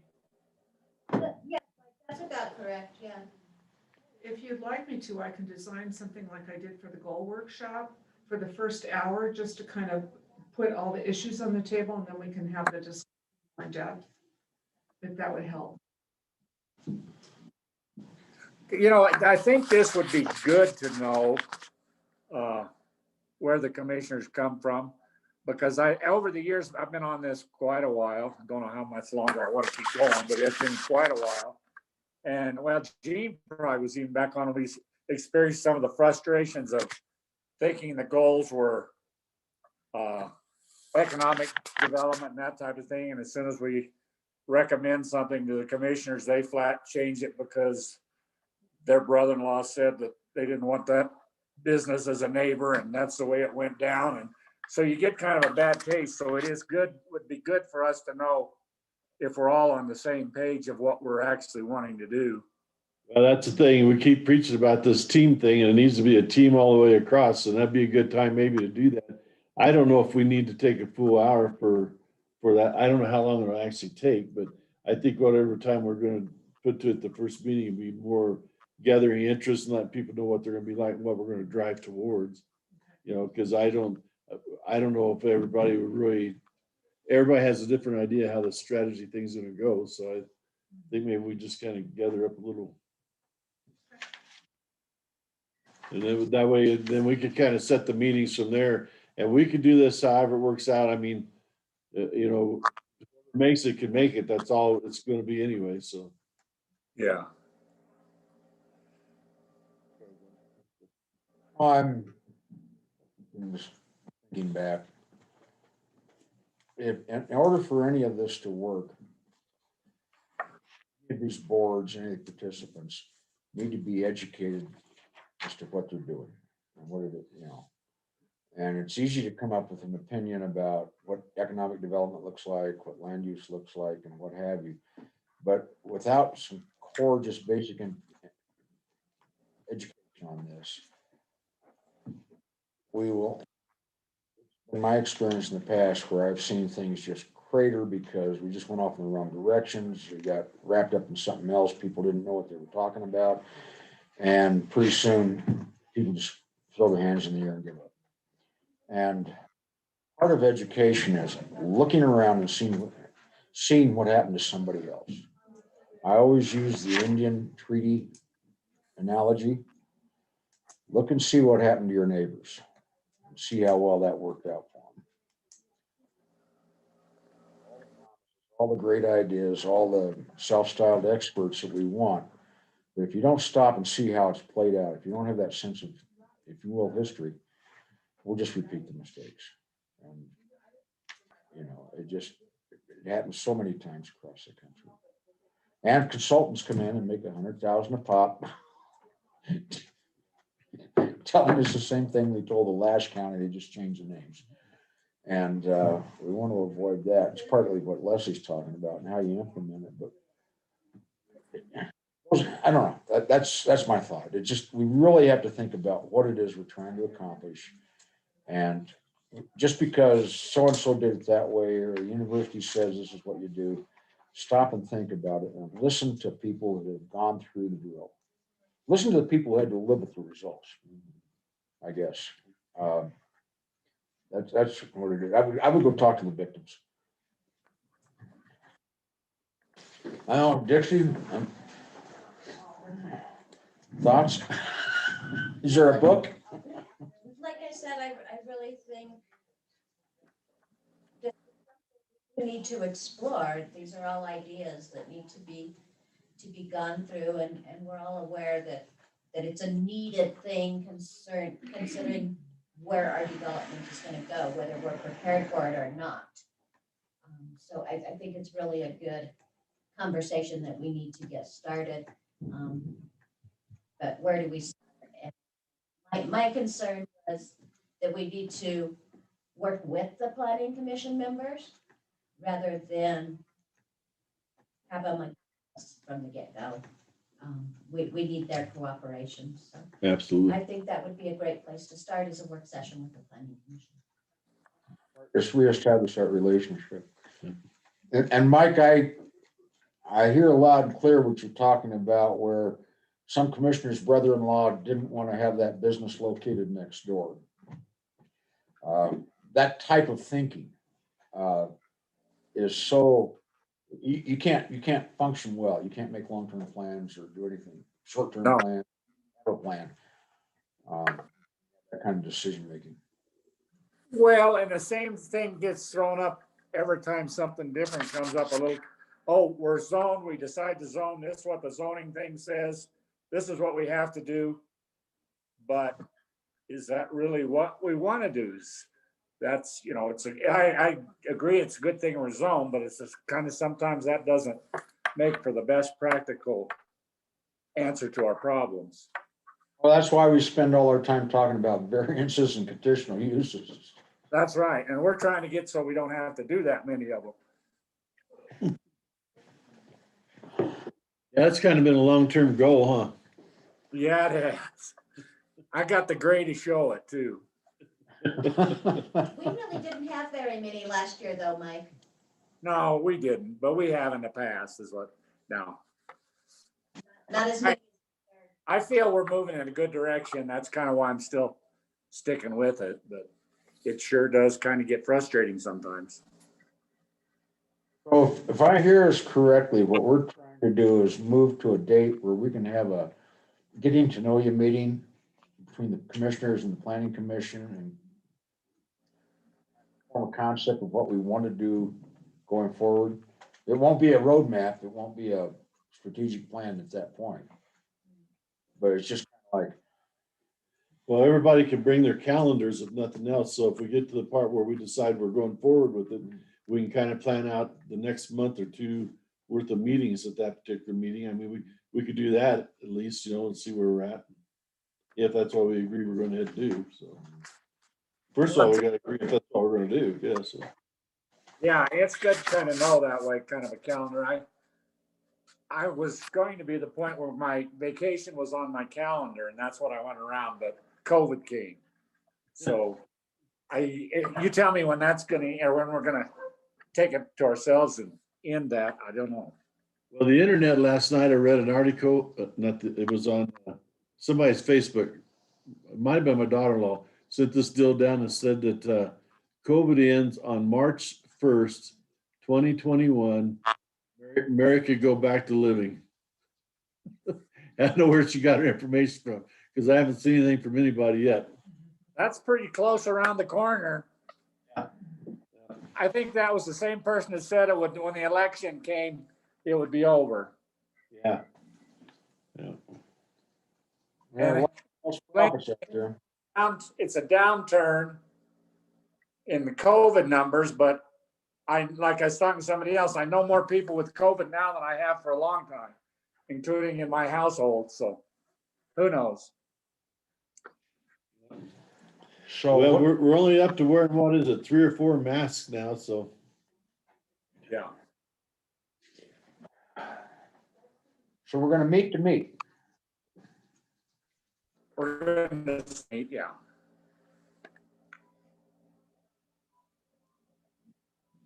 Good.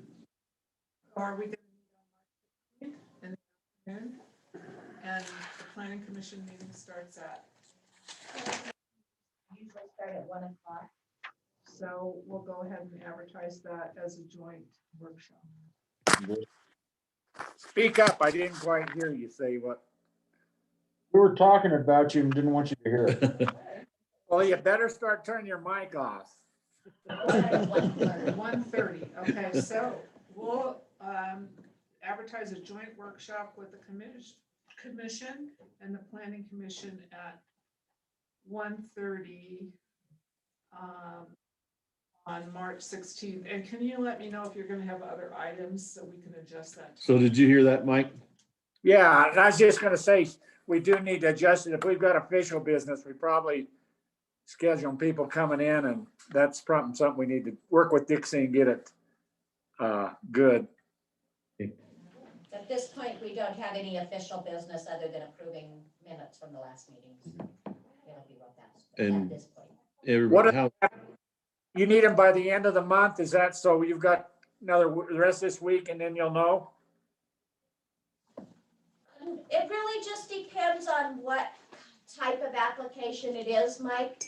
But due to the publication times and notification times for most applications, I would have already had to have received them to get them on. Okay.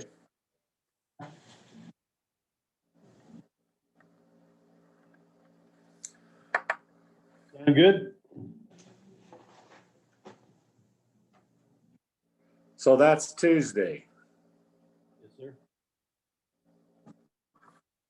The, Next day, right? get my calendar up.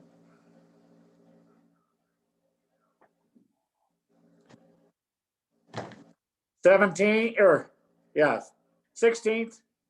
16th. Okay, March 16th.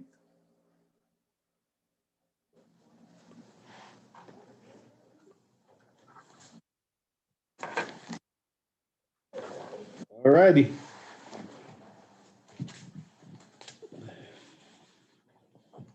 Well, thanks, Mike, and thanks for the reminder about the microphone. I'll make sure we get that shut off like we had been doing, so. Yeah, the big R the big R in red showed up, but your voices kept coming through. All righty. Is that good? I'll get Judy. I guess I'm out of.